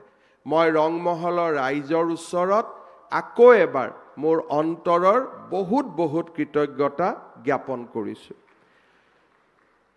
যেতিয়া আমি ইয়াৰ আৰ্কিটেক্ট বা আমাৰ আৰ্কিটেকচাৰেল ড্ৰয়িং প্ৰস্তুত কৰিছিলোঁ, আমি সকলোৱে জানো সন্মানীয় ন্যায়াধীশ উজ্জ্বল ভূঞা ডাঙৰীয়াই গুৱাহাটী উচ্চ ন্যায়ালয়ত প্ৰেক্টিছ কৰিছিলে। আজি উচ্চতম ন্যায়ালয়ৰ তেখেত ন্যায়াধীশ। আমি যাতে পাৰ্সপেক্টিভ লছ নকৰোঁ, মই আমাৰ যিসকল বিষয়াই ইয়াৰ ড্ৰয়িং আদি বনাইছিল তেওঁলোকক মই অনুৰোধ কৰিছিলোঁ যে আপোনালোকে সন্মানীয় ন্যায়াধীশ উজ্জ্বল ভূঞা ডাঙৰীয়াৰ পৰা সময় লৈ বিল্ডিংটোৰ বিষয়ে বা ইয়াৰ কি ধৰণে আমি উচ্চ ন্যায়ালয়ক নিৰ্মাণ কৰিম আপোনালোকে তেখেতৰ অভিজ্ঞতাৰ পৰা শিকিবৰ বাবে যত্ন কৰক। তেখেতৰ পৰামৰ্শত আমি বহু নতুন দিশ উচ্চ ন্যায়ালয়ৰ আমাৰ প্ৰস্তাৱিত ভৱনটোত আমি সন্মিলিত কৰিছিলোঁ বা সমাহিত কৰিছিলোঁ। গুৱাহাটী উচ্চ ন্যায়ালয়ৰ প্ৰতিগৰাকী সন্মানীয় ন্যায়াধীশে এই আৰ্কিটেক্ট বা ইয়াৰ বিল্ডিঙৰ প্ৰেজেণ্টেশ্যন সূক্ষ্মভাৱে পৰ্যালোচনা কৰিছিল আৰু ফুল কোৰ্টে আমাক যেতিয়া অনুমতি দিছিলে তেতিয়া আমি এই বিল্ডিঙৰ নিবিদা আহ্বান কৰিছিলোঁ। আপোনালোকে জানি অত্যন্ত আনন্দিত হ'ব যে এই সমগ্ৰ ভৱনটোত আমি কেইবাটাও পৰিকল্পনা কৰিছোঁ। বৰ্তমান ইয়াত 31টা কোৰ্ট ৰুম হ'ব, য'ত নেকি অধিবক্তা লিটিগেণ্ট সকলোৱে নিজে কোৰ্ট ৰুমত বহি তেওঁলোকৰ গোচৰৰ বিচাৰৰ প্ৰক্ৰিয়া তেওঁলোকে শুনিব পাৰিব, চাব পাৰিব। 31খন কোৰ্টৰ লগতে গুৱাহাটী উচ্চ ন্যায়ালয়ৰ অধিবক্তাসকলৰ বাবে 300 চেম্বাৰৰ লগতে আমি 2000 উকিলে বাৰ লাইব্ৰেৰীত বা বাৰত বহি তেওঁলোকে যাতে উচ্চ ন্যায়ালয়ৰ কাম কাজত যোগদান কৰিব পাৰে তাৰ বাবে আমি ব্যৱস্থা কৰিছোঁ। প্ৰশাসনীয় ভৱনৰ বাবে ৰেজিষ্ট্ৰীৰ লগত জড়িত আটাইবোৰ দিশ সামৰি আমি G+6 এটা ডাঙৰ বিল্ডিঙৰ আমি ইয়াত কল্পনা কৰিছোঁ। ভৱিষ্যতে গুৱাহাটী উচ্চ ন্যায়ালয়ত যদি কোৰ্টৰ সংখ্যা বাঢ়ে, আজি যেনেকৈ সন্মানীয় ন্যায়াধীশ ভূঞা ডাঙৰীয়াই কৈছে যে আৰু বাঢ়িব লাগে, ভৱিষ্যতৰ কাৰণে আৰু 15টা কোৰ্ট ইয়াত সন্নিৱিষ্ট কৰা হৈছে। কামৰূপ মহানগৰ আৰু কামৰূপ জিলাৰ 2খন চিভিল বা জিলা যিটো ন্যায়াধীশ ব্যৱস্থা তাক সন্নিৱিষ্ট কৰি ইয়াত 65খন জিলা কোৰ্টৰ ব্যৱস্থা কৰা হৈছে। অৰ্থাৎ ডিষ্ট্ৰিক্ট চিভিল কোৰ্টৰ পৰা ছেছন জাজৰ পৰা MSCT ট্ৰিব্যুনেলৰ পৰা আমাৰ ইণ্ডাষ্ট্ৰিয়েল ট্ৰিব্যুনেললৈকে 65খন ইয়াত আমাৰ কোৰ্ট সন্নিৱিষ্ট কৰা হৈছে। আৰু ডিষ্ট্ৰিক্ট জুডিচিয়াৰীৰ কাৰণে সেপাৰেটলি 2000 উকিল বহিব পৰা ইয়াত ব্যৱস্থা কৰা হৈছে। ইয়াত 1000 লোকে বহিব পৰা অডিটৰিয়ামৰ ব্যৱস্থা কৰা হৈছে। হাইকোৰ্টৰ পৰীক্ষা নিৰীক্ষা যাতে ইয়াতে কৰিব পাৰি ইয়াত এক্সামিনেশ্যন হলৰ ব্যৱস্থা কৰা হৈছে। এখন সুসজ্জিত চিকিৎসালয়ৰ ব্যৱস্থা কৰা হৈছে। লগতে আমি যাতে ইয়াত আহিলে এটা সুন্দৰ পৰিৱেশ পাওঁ তাৰ বাবে কাফেটেৰিয়া, কেণ্টিন অপৰ্যাপ্ত পৰিমাণে ৰখা হৈছে। বতাহ সাৰ্কুলেশ্যন আহিবৰ বাবে গ্ৰীনাৰী ৰখা হৈছে আৰু ডিষ্ট্ৰিক্ট কোৰ্ট আৰু হাই কোৰ্ট একেটা বিল্ডিঙত থকাৰ পিছতো হাই কোৰ্টৰ বাবে আমি সুকীয়া 4 লেনযুক্ত এটা ৰাস্তাৰ ব্যৱস্থা কৰিছোঁ বৰ্তমানৰ ৰংমহলৰ ৰাস্তাটোৱে ডিষ্ট্ৰিক্ট জুডিচিয়াৰীৰ প্ৰয়োজনীয়তা পূৰণ কৰিব মহাপ্ৰভু দৌল গোবিন্দ আৰু আই দীঘেশ্বৰীৰ মাজত এই পবিত্ৰ স্থানত গুৱাহাটী উচ্চ ন্যায়ালয়ৰ নতুন ভৱন নিৰ্মাণ হ'ব গৈ আছে এছাম অধিবক্তাই যিকোনো কাৰণতে নহওক কিয় এই ভৱনৰ বিৰোধিতা কৰিছে গণতন্ত্ৰত চৰকাৰে সকলোৰে মতামতক সন্মান জনাব লাগে কিন্তু বিৰোধিতাৰ যিটো মেইন পইণ্ট আছিলে যে বৰ্তমানৰ গুৱাহাটী হাইকোৰ্টৰ পৰা বৰ্তমানৰ উচ্চ ন্যায়ালয়লৈ আহিব 2 ঘণ্টা সময় লাগিব মই অত্যন্ত বিনম্ৰতাৰে সৈতে সকলোকে 1 মাৰ্চত এই স্থানলৈ আহিবলৈ অনুৰোধ কৰিম আৰু দীঘিলী পুখুৰীৰ পৰা এই স্থানলৈ যদি 20 পৰা 25 মিনিটতকৈ বেছি লাগে তেতিয়াহ'লে আমি নিশ্চয় তেওঁলোকক কম যে তেওঁলোকৰ সিদ্ধান্ত শুদ্ধ আছিলে আমাৰ সিদ্ধান্ত ভুল আছিলে কাৰণ ফেব্ৰুৱাৰী মাহৰ মাজভাগত গুৱাহাটী উত্তৰ গুৱাহাটীৰ মাজত নিৰ্মিত দলং প্ৰধানমন্ত্ৰী নৰেন্দ্ৰ মোদী ডাঙৰীয়াই মুকলি কৰিব আৰু তাৰ পিছত ফাঁচী বজাৰৰ পৰা ৰংমহললৈ দূৰত্ব 8 পৰা 9 মিনিট হ'ব তাতকৈ 1 মিনিটো বেছি নহয় তাক আজি মই নিশ্চিতভাৱে ক'ব পাৰোঁ অৰ্থাৎ গুৱাহাটী পৰিৱৰ্তন হৈছে আজিৰ যিখন গুৱাহাটী 20 বছৰ পিছত সেই গুৱাহাটী নাথাকে 10 বছৰ পিছত নাথাকে নাৰেংগী কুৰুৱাৰ দলং ইয়াৰ পৰা 8 কিলোমিটাৰ 7 কিলোমিটাৰ অৰ্থাৎ নাৰেংগী জাগিৰোড নগাঁৱৰ পৰা অহা প্ৰতিগৰাকী লিটিগেণ্ট প্ৰতিগৰাকী অধিবক্তাই খানাপাৰাৰ পৰা কেতিয়াও আমাৰ গুৱাহাটী হাইকোৰ্টলৈকে আহিব নালাগে সোণাপুৰৰ পৰা চিধি তেওঁলোকে ৰংমহললৈকে আহিব নাৰেংগী কুৰুৱাৰ দলঙেদি নলবাৰী কামৰূপ দৰং মঙলদৈৰ যিমান অধিবক্তা আছে লিটিগেন আছে তেওঁলোকে ৰিং ৰোডৰে ৰংমহললৈ আহিব আৰু ফাঁচী বজাৰ ভৰলুমুখৰ আমাৰ সমগ্ৰ অধিবক্তা লিটিগেন সকল গুৱাহাটী উত্তৰ গুৱাহাটী দলঙেদি ৰংমহল আহিব আৰু বিশ্ববিদ্যালয় আদিৰ পৰা বকো ছয়গাঁৱৰ পৰা অহা লিটিগেন সকল আমাৰ পৰম্পৰাগত পথেৰে আমাৰ ৰংমহললৈ আহিব আৰু তাতো গৌৰীপুৰত আমি ইমান ডাঙৰ এটা ট্ৰাম্পেট বনাই আছোঁ যিটো জুলাইত আমি উদ্বোধন কৰিম অৰ্থাৎ মই ক'ব পাৰোঁ যে ৰংমহলেই গুৱাহাটীৰ মধ্যবিন্দুলৈকে ৰূপান্তৰ হ'ব ফাঁচী বজাৰ পাণবজাৰ পৰিৱৰ্তন হ'ব ৰংমহল উত্তৰ গুৱাহাটী চাংচাৰী কুৰুৱা এই গোটেই অঞ্চলটোৱে গুৱাহাটীৰ মধ্যস্থানলৈ ৰূপান্তৰ হ'ব আৰু এয়া সপোন নহয় সপোন আছিল এটা সময় কিন্তু সপোন এই ফেব্ৰুৱাৰী মাহৰ পৰাই দিঠকত ৰূপান্তৰ হ'ব বহু দিনলৈকে আমি ঘূৰি চাব নালাগে গুৱাহাটী উচ্চ ন্যায়ালয়ৰ নতুন বিল্ডিং ডিজিটেলি ইকুইপড হ'ব AR VR আদিৰ সহযোগত আমি যিসকলে কোৰ্টত বহু দূৰৰ পৰাও কোৰ্টত তেওঁলোকে নিজৰ কথা ক'ব খোজে AR VR আদাৰ ডিজিটেল টেকনলজিৰে আমি দূৰত্ব নোহোৱা কৰিম মই ভাবোঁ গুৱাহাটী উচ্চ ন্যায়ালয়ৰ এই ভৱন আধুনিক অসমৰ পৰিচয় হ'ব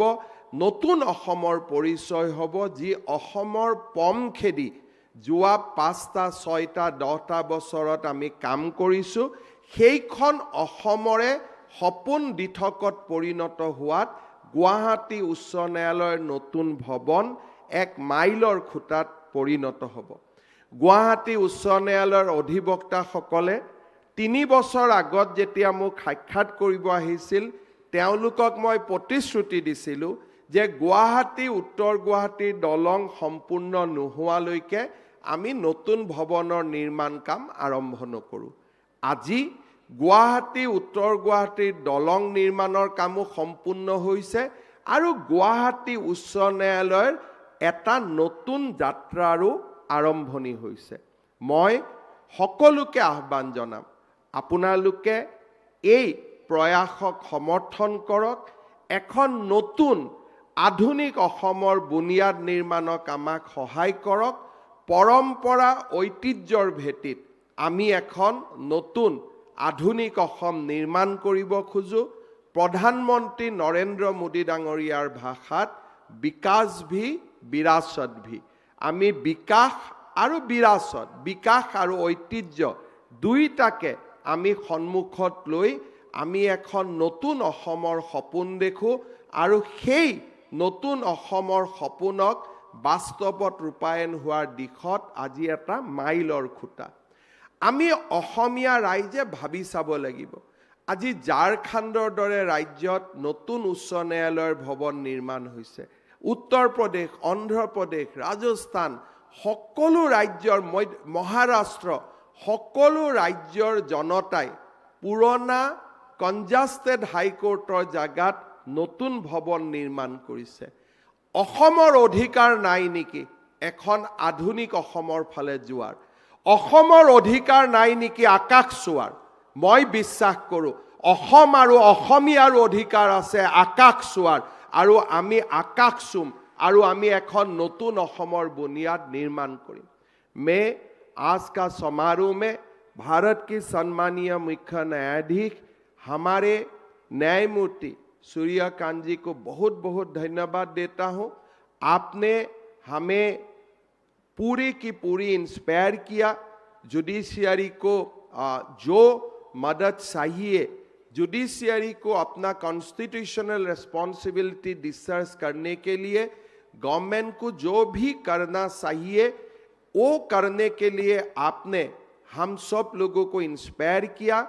आज का ये समारोह में आपका उपस्थिति भारत के संविधान और भारत के न्यायपालिका को, जनता का सपना को पूरा करने के लिए जो एक माध्यम बनाने का आपका जो इरादा है, इसको पूर्ति करता है, इसको दर्शाता है।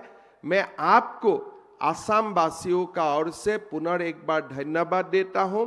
आज जो स्थान में हमारे नया हाईकोर्ट का भवन शुरू होने जा रहा है, इसका दाहिना और हमारे दौल गोविंद महाप्रभु विराजमान करता है और बायां ओर हमारे माँ दीर्घेश्वरी विराजमान होते हैं और ब्रह्मपुत्र का उस पार से माँ कामाख्या हमें हमेशा आशीर्वाद देते रहेगा।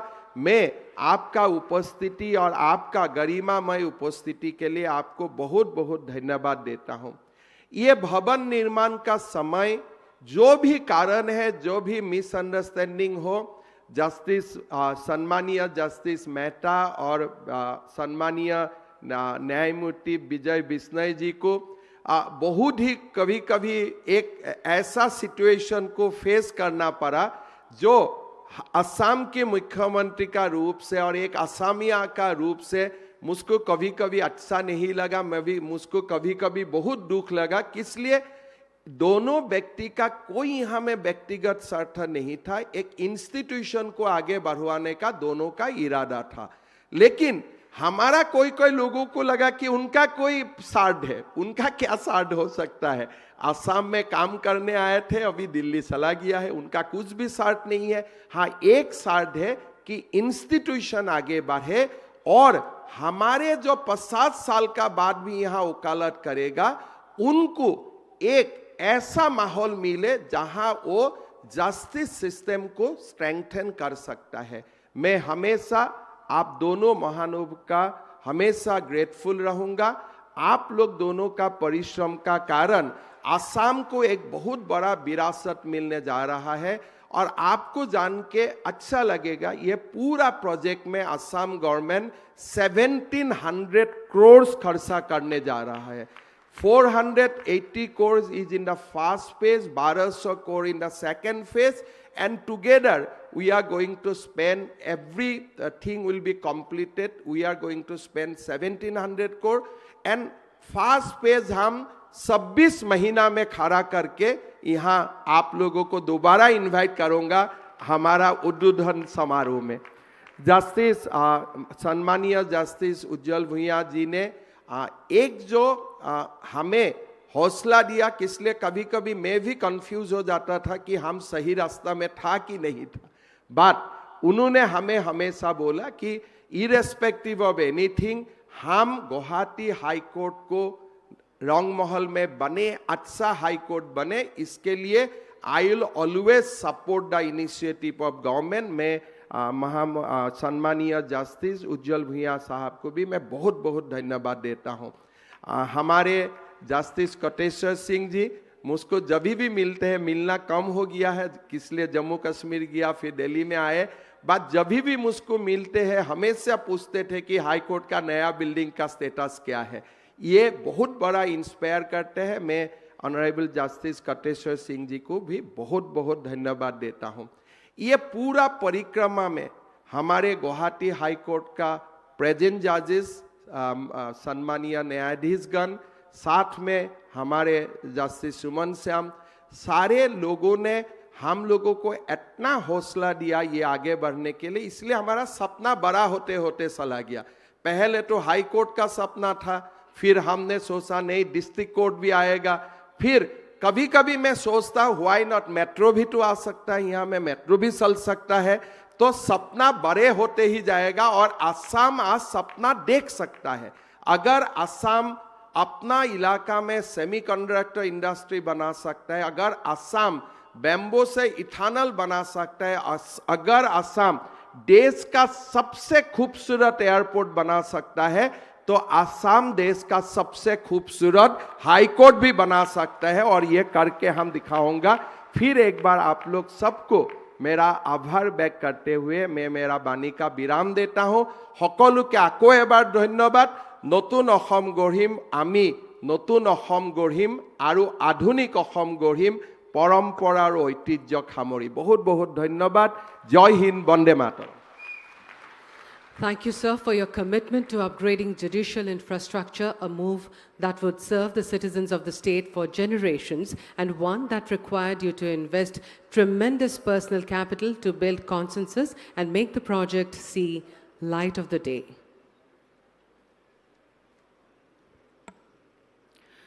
গুৱাহাটী উচ্চ ন্যায়ালয়ৰ বাবে আজি এক সঁচাকৈয়ে গৌৰৱময় যাত্ৰাৰ আৰম্ভণি। 1948 চনত বিভাগীয় আয়ুক্তৰ কাৰ্যালয়ৰ পৰা আৰম্ভ হোৱা গুৱাহাটী উচ্চ ন্যায়ালয়ৰ আজিৰ পৰা আৰম্ভ হ'ব এক নতুন যাত্ৰা। হাতভনীৰ একমাত্ৰ উচ্চ ন্যায়ালয় হিচাপে অনেক বছৰ স্বকীয় মৰ্যাদা লাভ কৰা গুৱাহাটী উচ্চ ন্যায়ালয়ে আজিও অসমৰ লগতে নাগালেণ্ড, মিজোৰাম আৰু অৰুণাচল প্ৰদেশৰো উচ্চ ন্যায়ালয় হিচাপে এক সুকীয়া পৰিচয় বহন কৰি আহিছে আৰু ইয়াৰ পৰিসৰ ব্যাপক। কিন্তু সেই অনুপাতে আজিও উচ্চ ন্যায়ালয়খনৰ আন্তঃগাঁথনি সম্পূৰ্ণ নহয়।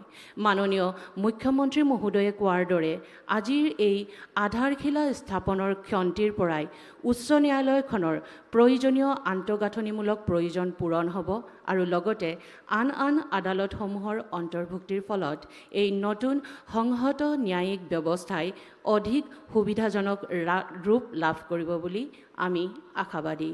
এই আশা আৰু দৃঢ় বিশ্বাসেৰে আহক আগবাঢ়ো আধাৰশিলা স্থাপন অনুষ্ঠানলৈ।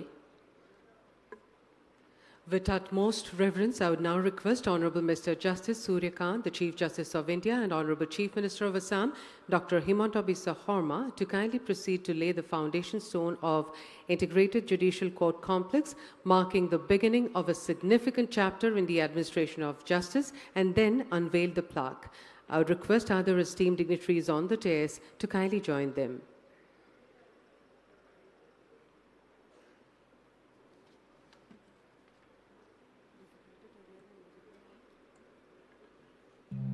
Today's foundation laying is not just the commencement of a building's construction. It is the laying of a stronger future for the justice delivery system, a reaffirmation of the trust that people repose in our judiciary.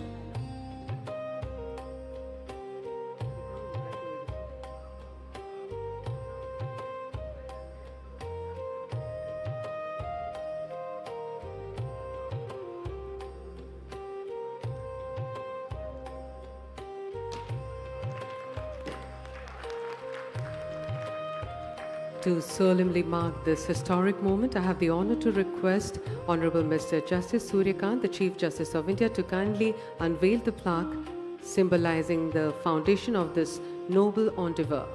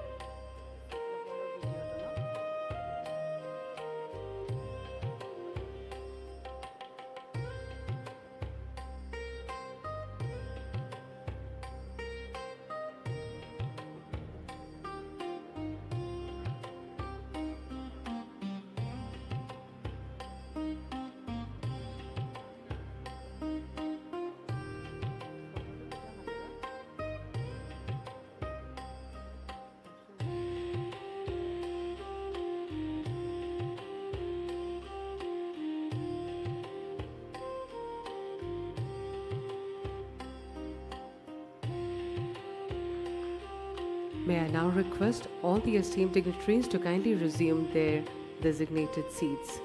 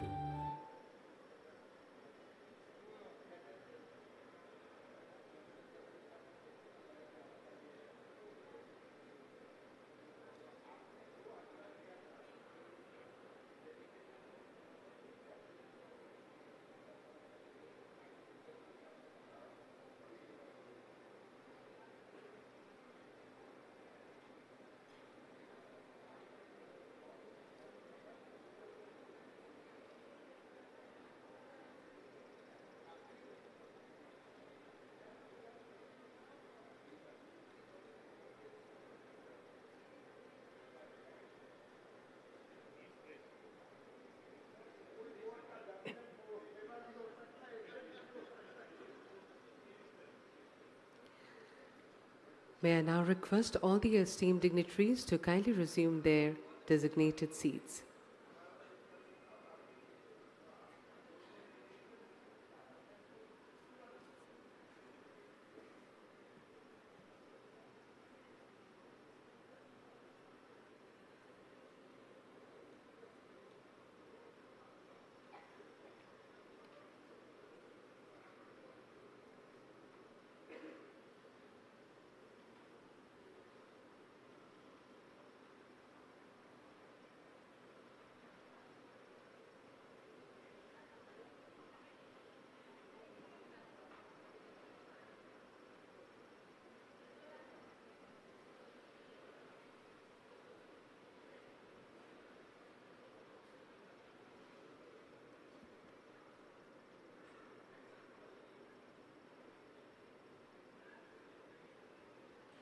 Ladies and gentlemen, we would now showcase a presentation on the walkthrough of the proposed Integrated Judicial Court Complex. Access to justice is not merely a constitutional guarantee. It is the very backbone of a democratic society. A welfare state is duty-bound to ensure that its citizens receive justice in a system that is accessible, efficient, transparent and responsive. With this realization, the nation's visionary leader, Prime Minister Shri Narendra Modi ji, ushered in a historic transformation of the judicial system by replacing the colonial-era CRPC, CPC and IPC with the Bharatiya Nyaya Sanhita, marking a decisive step towards a more just and contemporary legal framework. Today, we witness the realization of that commitment under the dynamic and visionary leadership of our Honorable Chief Minister, Dr. Himanta Biswa Sarma, who has consistently worked towards strengthening institutions and empowering governance. The Guwahati High Court stands as a symbol of our rich judicial heritage.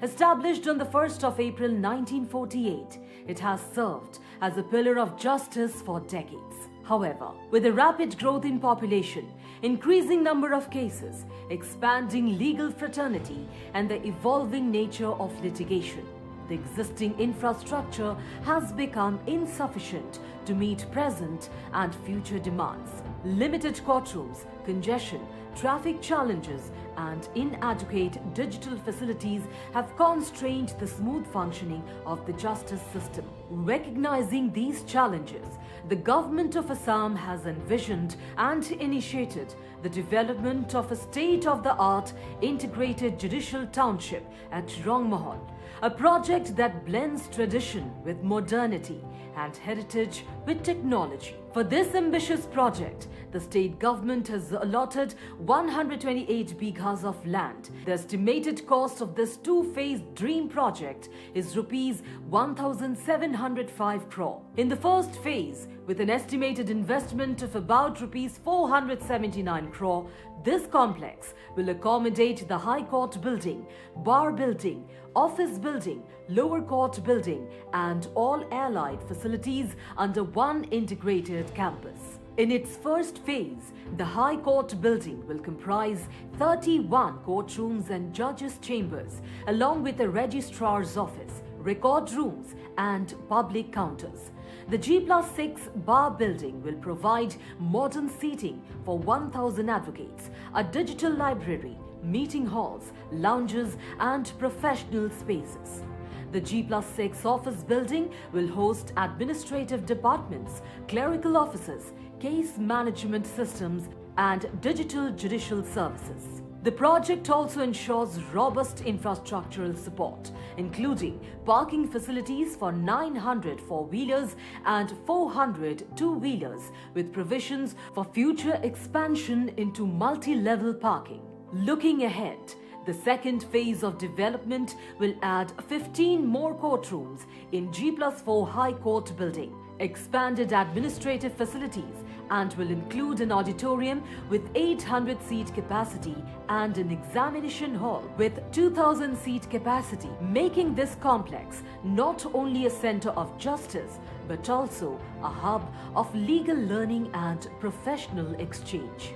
The second phase constitutes the core of this initiative and involves the construction of a modern G+9 district court complex. The state-of-the-art district court building will house fully equipped 65 courtrooms, judicial chambers, legal aid and litigant support facilities, along with dedicated administrative floors to accommodate the efficient disposal of all categories of cases. The G+9 District Court Annex building will serve as a centralized administrative hub, incorporating advanced record management systems, case tracking facilities, and operational offices to support judicial functions. In addition to the court infrastructure, the second phase will include the construction of a district bar building, providing modern workspace for advocates, a comprehensive law library, client consultation rooms, and other essential professional amenities. Furthermore, the project will encompass the expansion of the High Court bar building, creating additional chambers and support facilities to serve approximately 1,000 advocates. Total estimated cost for the second phase of construction is rupees 1,227 crore. Connectivity has been given equal importance. The complex will be directly linked to the Guwahati-North Guwahati Bridge upon the mighty river Brahmaputra through a dedicated 4-lane road. It will reduce the travel time for litigants, lawyers and judicial officers. Today, as the foundation stone is laid by the Honorable Chief Justice of India, Justice Suryakant, we mark the beginning of a transformative journey, one that will strengthen the rule of law, enhance judicial efficiency, and uphold constitutional promise of justice for all.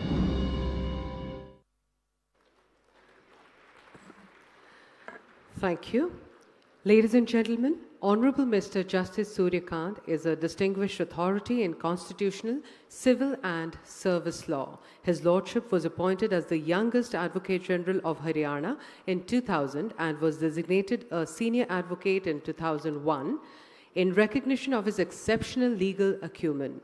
Elevated as a judge of the Punjab and Haryana High Court in 2004, his lordship later served as the Chief Justice of the Himachal Pradesh High Court till his elevation to the Supreme Court. His lordship took oath as the 53rd Chief Justice of India of Supreme Court of India. I would now request Honorable Mr. Justice Suryakant, the Chief Justice of India, to kindly deliver his valuable speech.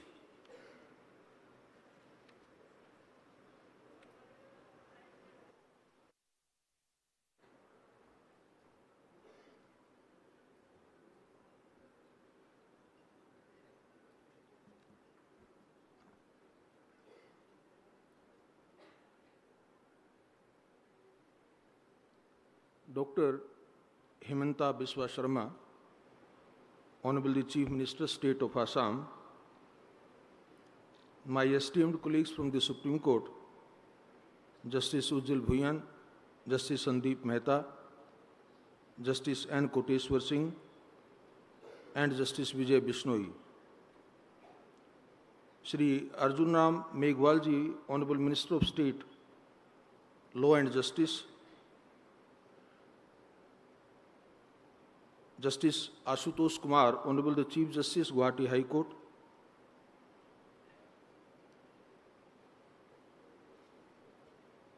we have three more distinguished Chief Justices of the High Courts among us. Justice M.S. Ramchandra Rao, Honorable Chief Justice of Tripura High Court, Justice Mrs. Revati Mohit Dere, Honorable Chief Justice of Meghalaya High Court, and Justice M. Sundar, Chief Justice of Manipur High Court, are also among us. Honorable Mr. Justice Ranjan Gogoi, former Chief Justice of India, with whom I have a special relationship, being my Chief Justice not only in the High Court but also in the Supreme Court. He has also joined us online. Honorable Mr. Justice Dr. M.K. Sharma, former Judge Supreme Court of India. Honorable Mr. Justice H.K. Sema, former Judge Supreme Court of India. Honorable Mr. Justice A.P. Sapre, former Judge Supreme Court of India. My brother, colleague, former Judge, Honorable Mr. Justice Rishikesh Roy.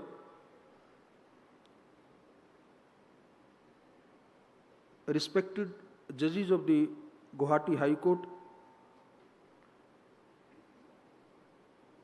senior most judge of the Sikkim High Court, Justice Meenakshi Rai,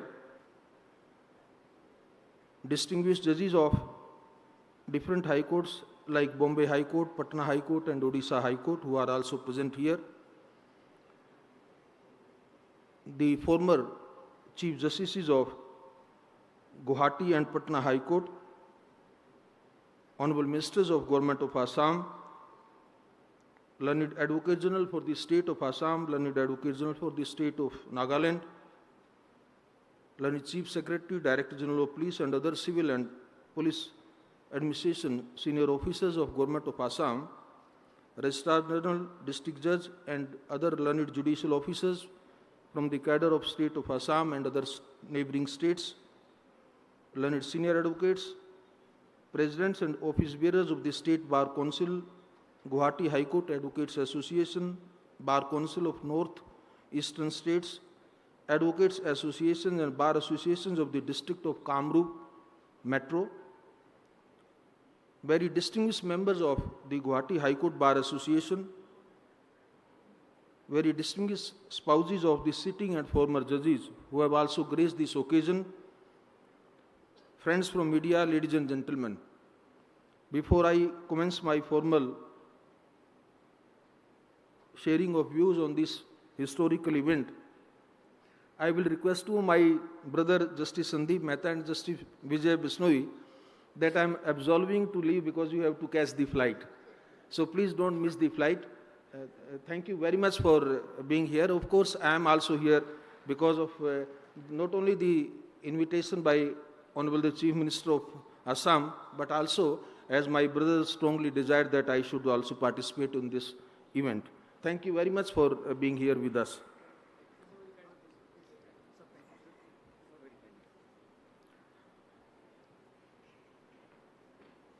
Assam and the wider northern eastern region have always held a special place in India's historical and constitutional imagination. This land has taught us that diversity is not a challenge to unity, but its greatest strength.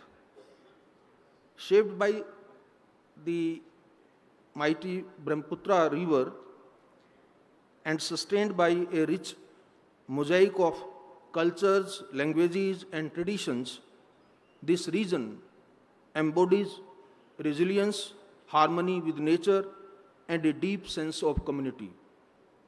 Standing here today, I am reminded that justice like this land must progress steadily and inclusivity, reaching everyone without obstruction or exclusion. Living amid some of the most challenging terrains in the country has shaped how various communities in the Northeast understand protection and access. Assamese culture, in particular, reflects this through symbols like the japi, the traditional conical hat that shelters all who wear it, asking nothing of status or background. Institutions here must also embody the same quality, namely accessible despite difficult geography and protective of everyone's dignity. It is in this spirit that we lay the foundation stone of this integrated court complex, today a comprehensive institution spanning hundreds of bighas designed to house all facilities under one roof. And while formally laying down the foundation stone, Honorable the Chief Minister has very minutely explained, and you have seen in the brief video documentary, the kind of infrastructure with modern day facilities and a requirement that probably will be able to meet at least next 50 years requirement of the legal fraternity. All those issues have been addressed in the proposed complex. I therefore believe that the ceremony which we have just performed represents far more than the commencement of a construction project. It is a reaffirmation of a constitutional guarantee, and that guarantee is that the law must never appear remote, forbidding, or out of reach. This commitment is fundamental and characterized by the region's complex geography and social diversity. In the context of reimagining justice delivery, I believe that the concept of an integrated court complex echoes a mature, contemporary, and futuristic approach to how courts must serve. Despite dispute resolution is not confined to the courtroom or to the moment a judgment is delivered. It is a process that begins when someone brings their dispute to the court and continues until it is finally determined. This process of delivering justice involves judges, lawyers, consumer of justice, prosecutors, court staff, legal aid institutions, and various other alternative dispute resolution mechanisms. When these components operate in isolation, the experience of the justice delivery system becomes fragmented and exhausting. On the other hand, when they function together in tandem, the idea of justice becomes coherent, efficient, and humane. Therefore, integration is not just an architectural concept. It is about how the system works as a whole. For litigants, the challenge often begins not in the courtroom, but in simply how to reach there. I have seen how exhausting it is when the litigants are required to move between courts across the city, from the High Court to district courts, then to legal aid offices situated somewhere else. The burden of travel and navigation drains the energy that would otherwise be spent on presenting their case. I am therefore personally so delighted that this integrated judicial court complex will fundamentally change that experience for the consumer of justice. By bringing together the High Court, the District Judiciary of Kamrup, Metro, and all essential services in a single accessible location, it will enable people to focus on what truly matters, namely being heard and seeking justice rather than merely navigating the system. For members of the legal fraternity, I am so happy that hundreds and hundreds of you have joined this historical occasion. For you, a fragmented infrastructure is not merely a matter of logistical inconvenience, it is a systemic barrier that stifles the evolution of a lawyer's career. Today, our court complexes often seem largely saturated, with available space dominated by senior members who have leveraged their longevity. This leaves the rising generation of young and brilliant lawyers, as my brother Justice Ujjwal also expressed his concern about it. The young and brilliant lawyers, and especially those, the future lawyers, the next generation of lawyers, those who with the global vision which is necessary for our future, if they are left without so much as a space to consult their clients, so what's going to happen to them? Forced to commute between disparate forms, these new entrants in profession face an impractical and unfair burden that limits their growth and preserves an unhealthy monopoly within the bar. As the head of the Indian judiciary, my priority is to the development of future infrastructure that empowers those who are yet to find their footing rather than catering to those who have already reaped the full harvest of this profession. They must also be respected. They must also be given the sufficient space. But my concern as head of the institution is about the young generation of the lawyers, the future lawyers who are studying in law schools right now, and those who have a vision to join the bar. Their needs also we need to cater well before time, particularly when we know very well that after a couple of years, it will become difficult to have an open space of land for development of infrastructure near the cities. And especially when we are talking of a city which is the capital headquarters of a state. That is why I was initially surprised when it was brought to my notice that Bar Association, some of the members are opposing this infrastructure development.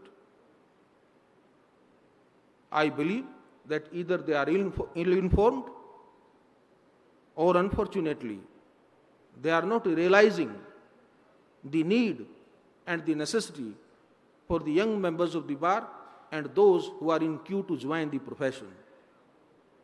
I hope and I still firmly believe that each one of them will realize that the personal vested interests, only because you might be having a good office near the old complex, should not be a valid or justified ground to hamper the development of a modern day infrastructure which has completely futuristic approach.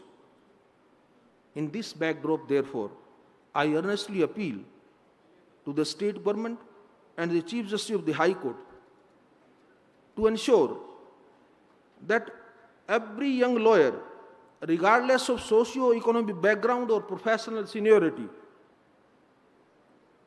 be accommodated, be provided with adequate space to practice. I also propose a tiered approach. While young entrants must be accommodated as a matter of right, those who have already amassed significant wealth through the profession can wait for a while. But in any case, I am so happy to see that the complex is so wide. The state government has decided to spend so liberally that it takes care of all the future, young, senior, and those who have already well-established practice, that each one of you can be very respectfully accommodated. In terms of the infrastructure, I could see, as my brother Ujjwal wanted me also to explain to you, but I can foresee that there are bar rooms. My request to the Honorable Chief Justice will be, who served at that time, that on completion of the building, let there be a separate bar room for the women members of the High Court Bar Association or the District Bar Association. Similarly, on my request and on my suggestion, I am thankful to Honorable the Chief Minister that a dedicated primary health center, a dedicated approach road to minimize the traveling time, both have been provisioned in the new complex. To my mind, this kind of facilities are historical in the way that they will facilitate the lawyers, the senior citizens, the consumer of justice, and the visiting people to the complex. These are all part of the basic amenities which a civic society, as part of human rights, is required for everyone.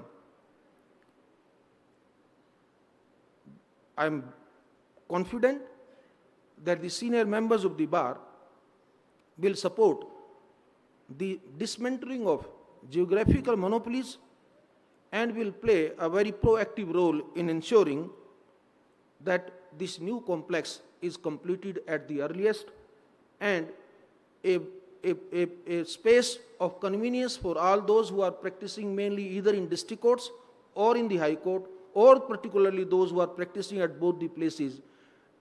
To them, a lot of convenience is provided.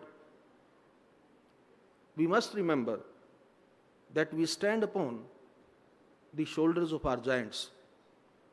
This is, after all, the land of great thinkers and trailblazers, figures like Shri Anandaram Barua, a man who navigated the complexities of the law and the civil services with equal distinction. He was more than a professional. He was a pioneer who dedicated his life to the promotion of Assamese literature and the enrichment of cultural identity. In a way, the construction of a complex which addresses the future issues is a great tribute to the personalities like Shri Anandaram Barua. I call upon the young members of the bar to draw inspiration from such stalwarts of your own heritage. You must act with the courage and integrity that justifies the legacy of such doyens. Do not allow the narrow interests of the present to eclipse the expensive vision of the past. It is your duty, my young friends, to ensure that the future of the Indian judiciary in Assam and the neighboring states where you cater this High Court as a common High Court is built on the foundations of equity, progress, and the relentless pursuit of excellence. The proposed Integrated Judicial Court Complex, as we just saw, meets with all these aspirations, and it directly addresses these concerns, as dedicated chambers will also be available on the site, a well-equipped library with support, research and preparation, spacious bar rooms for the members of the bar, a separate exclusive room, I believe, for the women members of the bar, canteen, primary health center, record rooms, all other dedicated facilities are being provided in this new integrated complex. And these facilities will ensure that advocates can move between hearings, access documents, consult with the clients, and prepare effectively without losing hours to travel or searching for basic facilities. For the judges and the judicial officers who are going to occupy and adorn this new complex, I know your requirements differ, but those requirements are also equally important. Judges need more than courtrooms. They need proper offices for deliberation, spaces where judgments can be written without distraction, and secure areas for discussing sensitive matters. Similarly, the court staff requires organized registry offices, systematic filing areas, and the ability to coordinate across different wings without constant movement between buildings. I have seen the architectural conceptual plans, and I'm so happy to see that all these concerns are effectively addressed here. The Honorable Chief Minister has already shared with you that the technological advancement will be infused in the entire new court complex, and therefore the provisions like virtual hearing, e-filing, and digital case management, etc., all these facilities will also be obviously available in a complex which is basically futuristic in approach. It would of course be remiss of me not to acknowledge the state's Assam's exemplary cooperation. Their steadfast support has been instrumental in laying the groundwork for an institution that will redefine our judicial landscape. I believe the initiative which the then Chief Justice Sandeep Mehta initiated was also pursuant to a resolution passed by the High Court Bar Association in 2022, where the requirement of a new High Court complex was expressed. At that time, there was a collective realization that the current infrastructure is riddled with deficiencies that fail the consumers of justice, the bar, and as also the bench. A previous proposal which was shared with me was pertaining to construction of district courts, which was almost 70 kilometers away. But that was also with the cooperation and the understanding between the High Court and the state government that the proposal was dropped, and rather this new complex where the district court is also coming was then envisioned. That really takes care of the segregation of otherwise the High Court and the district court, where so many members of the bar and litigants suffer a lot. The current site of the High Court and the district court, as we can see, and all of you being the local know better than me, is strategically positioned for the future. As this project nears completion over the coming short time, I am confident it will emerge as a landmark of judicial excellence, recognized not only on a national scale, but on the international map. True it is that improved infrastructure and better working conditions help courts operate more efficiently. However, efficiency alone will not solve the problem of mounting cases. Much of the answer lies in recognizing that not every dispute needs the full machinery of adjudication. I have long believed that mediation and structured dialogue provide a genuine alternative, not as a compromise, but as an effective path to resolution. And my experience shows that when the disputes are settled through direct negotiation rather than adversarial litigation, they tend to resolve more swiftly and yield outcomes that parties find more acceptable. The proposed judicial court complex therefore provides institutional framework for that approach to succeed. I believe there will be a separate dedicated mediation center as well as the arbitration center located on the same premises, which will also help a lot to the members of the bar and the litigants in resolving their the disputes through an alternative dispute resolution mechanism. When judges can confidently suggest mediation or other alternative modes, knowing that parties do not have to navigate across the city for yet another appointment, and people in such situation are most likely to agree to the alternative mechanism.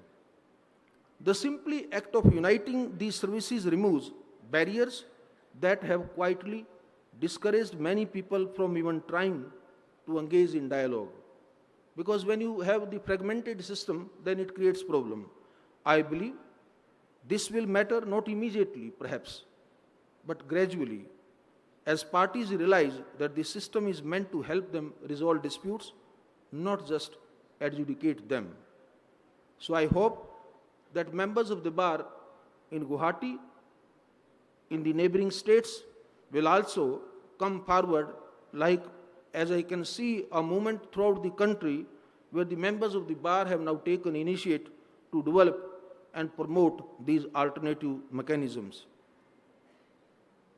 Ladies and gentlemen, what we begin today will outlast all of us present here. This complex will serve advocates who are yet to enroll, judges who are yet to be appointed, and citizens whose disputes have not yet arisen. It is being built not for this moment, but for the decades ahead, for a Northeast that continues to grow, assert its place within the nation's constitutional framework, and demand institutions that match its aspirations. I see the laying of the foundation stone not as an end point, but as a commitment to leave behind courts stronger and more capable than those we inherited, and to ensure that when our time is done, we can say we gave the institution what it needed to serve well. I am thankful to the state of Assam, Honorable the Chief Minister, Honorable the Chief Justice of the High Court, my colleague judges in the Guwahati High Court for inviting me and giving this opportunity to share my views with all of you. Thank you very much. All the best wishes. Jai Hind, Jai Bharat. Thank you, sir. Ladies and gentlemen, Honorable Mr. Justice Michael Zothankoma was designated as a senior advocate on 6th of September 2010. His Lordship's judicial journey commenced with his elevation as an additional judge of the Guwahati High Court in 2015. Known for his clarity of thought and commitment to justice, His Lordship commands deep respect in legal circles. I would now request Honorable Mr. Justice Michael Zothankoma, Judge, Guwahati High Court and Judge in Charge, Administration of Guwahati High Court, to kindly deliver the vote of thanks. Good afternoon to this august gathering. It is my privilege and honor to propose a vote of thanks on this momentous occasion on behalf of the Guwahati High Court. I would like to express my heartfelt gratitude to the Honorable Chief Justice of India, Shri Surya Kant, for graciously having accepted our invitation to lay the foundation stone for the Integrated Judicial Complex in Rangmahal. His Lordship had stated in Bihar that capacity building in judicial infrastructure is crucial to meet the demands of a growing population, increasing litigation, and disputes of rising complexity. At the inauguration of a heritage building in Madras High Court, His Lordship had stated that judicial infrastructure is not only an administrative concern, but shapes how justice is perceived and delivered. We are immensely proud that the Honorable Chief Justice of India has laid the foundation stone for the Integrated Judicial Complex at Rangmahal and has said that this is a mature approach. Thank you, sir, for being here. I would like to convey our sincere gratitude to the Honorable Chief Minister of Assam, Dr. Himanta Biswa Sarma, for ensuring the dawn of this momentous day. We thank you, sir, for your wholehearted support and help, besides being a pillar for the upliftment of the judiciary. The benefits of the new integrated complex has been spelled out, and I am quite sure it's going to be very hard to argue with what is being promised. Thank you, sir, for the momentous undertaking that you are about to take for the judiciary. We are profoundly grateful to the honorable judges of the Supreme Court who have always played a pivotal role in ensuring the development of the judiciary and infrastructure. The Honorable Mr. Justice Ujjal Bhuyan, the Honorable Mr. Justice Sandeep Mehta, Honorable Mr. Justice N. Koteshwar Singh, and Honorable Mr. Justice Vijay Bishnoi, judges of the Supreme Court. Thank you, Your Lordships, for giving us the history of the High Court and the reasons for today's event and how it came about. We thank you, Your Lordships, for your presence has added luster to this day. I would like to convey our gratitude and appreciation to the Honorable Mr. Justice Ranjan Gogoi, former Chief Justice of India, who has always been a towering personality and a source of inspiration for advancement of the rule of law. Thank you, sir, for being a part of this momentous day.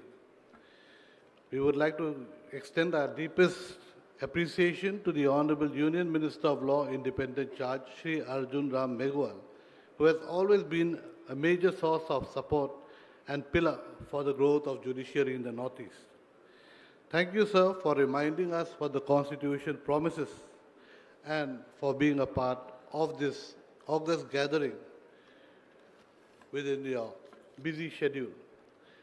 I would like to show our deepest appreciation and acknowledge the presence of the former Supreme Court judges, Mr. Justice H.K. Sema, Dr. Justice M.K. Sharma, Mr. Justice Abhay Manohar Sapre, Mr. Justice Rishikesh Roy, and their spouses.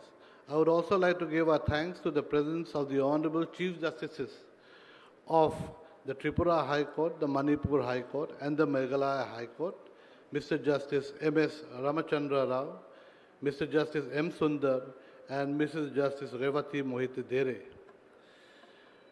I would also like to acknowledge the presence of the Honorable former Chief Justices of the Guwahati High Court, Mr. Ajit Singh and Mr. Justice R.M. Chhaya and their spouses.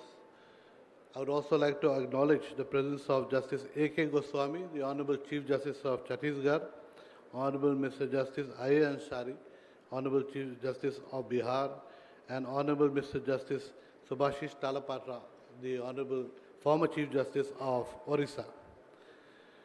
Your presence has brightened up today, sir. Thank you for coming to Guwahati. I would like to extend my sincere thanks to my sister and brother judges of all the other high courts for their presence, my brother and sister judges from the Guwahati High Court, who have played a major role for ensuring today's event is undertaken seamlessly. I would like to give my heartfelt thanks to the tireless efforts and work of the Registry of the Guwahati High Court. I would like to give my thanks to the Chief Secretary, Mr. Ravi Kota, the DGP, Mr. Harmeet Singh, the Secretary GAD, Mr. Manivanan, the PWD, the engineers for today's milestone program. I would also like to thank the presidents of the bar associations who have come today, Mr. D. Saikia, Advocate General of Assam, Mr. Indranil Chaudhary, Advocate General of Arunachal Pradesh, Mr. Biswajit Deb, Advocate General of Mizoram, and Mr. K.N. Balgopal, Advocate General of Nagaland. I would like to thank the additional Advocate Generals of various states, senior advocates, members of the bar, judicial officers, and staff. I would also like to thank the media for their presence. I would be remiss if I did not mention the role played by our Chief Justice, Shri Ashutosh Kumar, who has led us from the front and ensured that today's milestone was made possible. Thank you, sir, for your vision, guidance, and leadership. I would like to convey my sincere gratitude to all the other distinguished guests, dignitaries, and invitees who have sacrificed their time to come and attend today's program. Last but not the least, I would like to convey our sincere gratitude to Srimati Savita Vashish, wife of the Honorable Chief Justice of India, Shri Suryakant, Srimati Sanghamitra Das Bhuyan, wife of the Honorable Mr. Justice Ujjal Bhuyan, Srimati Suman Mehta, wife of the Honorable Mr. Justice Sandeep Mehta, Srimati Suman Bishnoi, wife of the Honorable Mr. Justice Vijay Bishnoi, and Dr. Tanuja Singh, wife of our Chief Justice, Shri Ashutosh Kumar. I would also like to thank all the other spouses of my brother and sister judges, dignitaries, and guests who have quietly given their support for this momentous day and for ensuring a brighter future for the judiciary in Assam.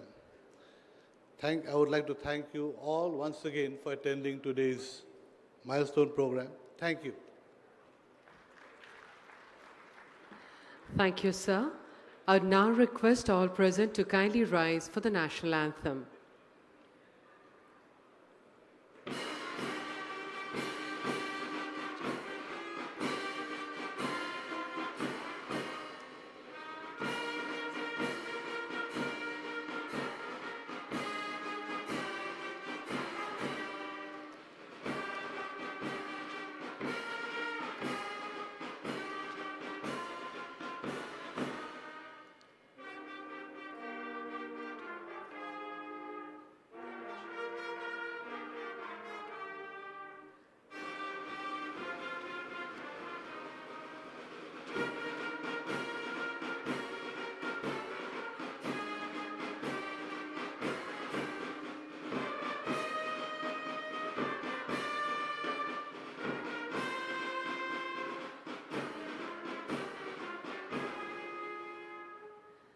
Thank you.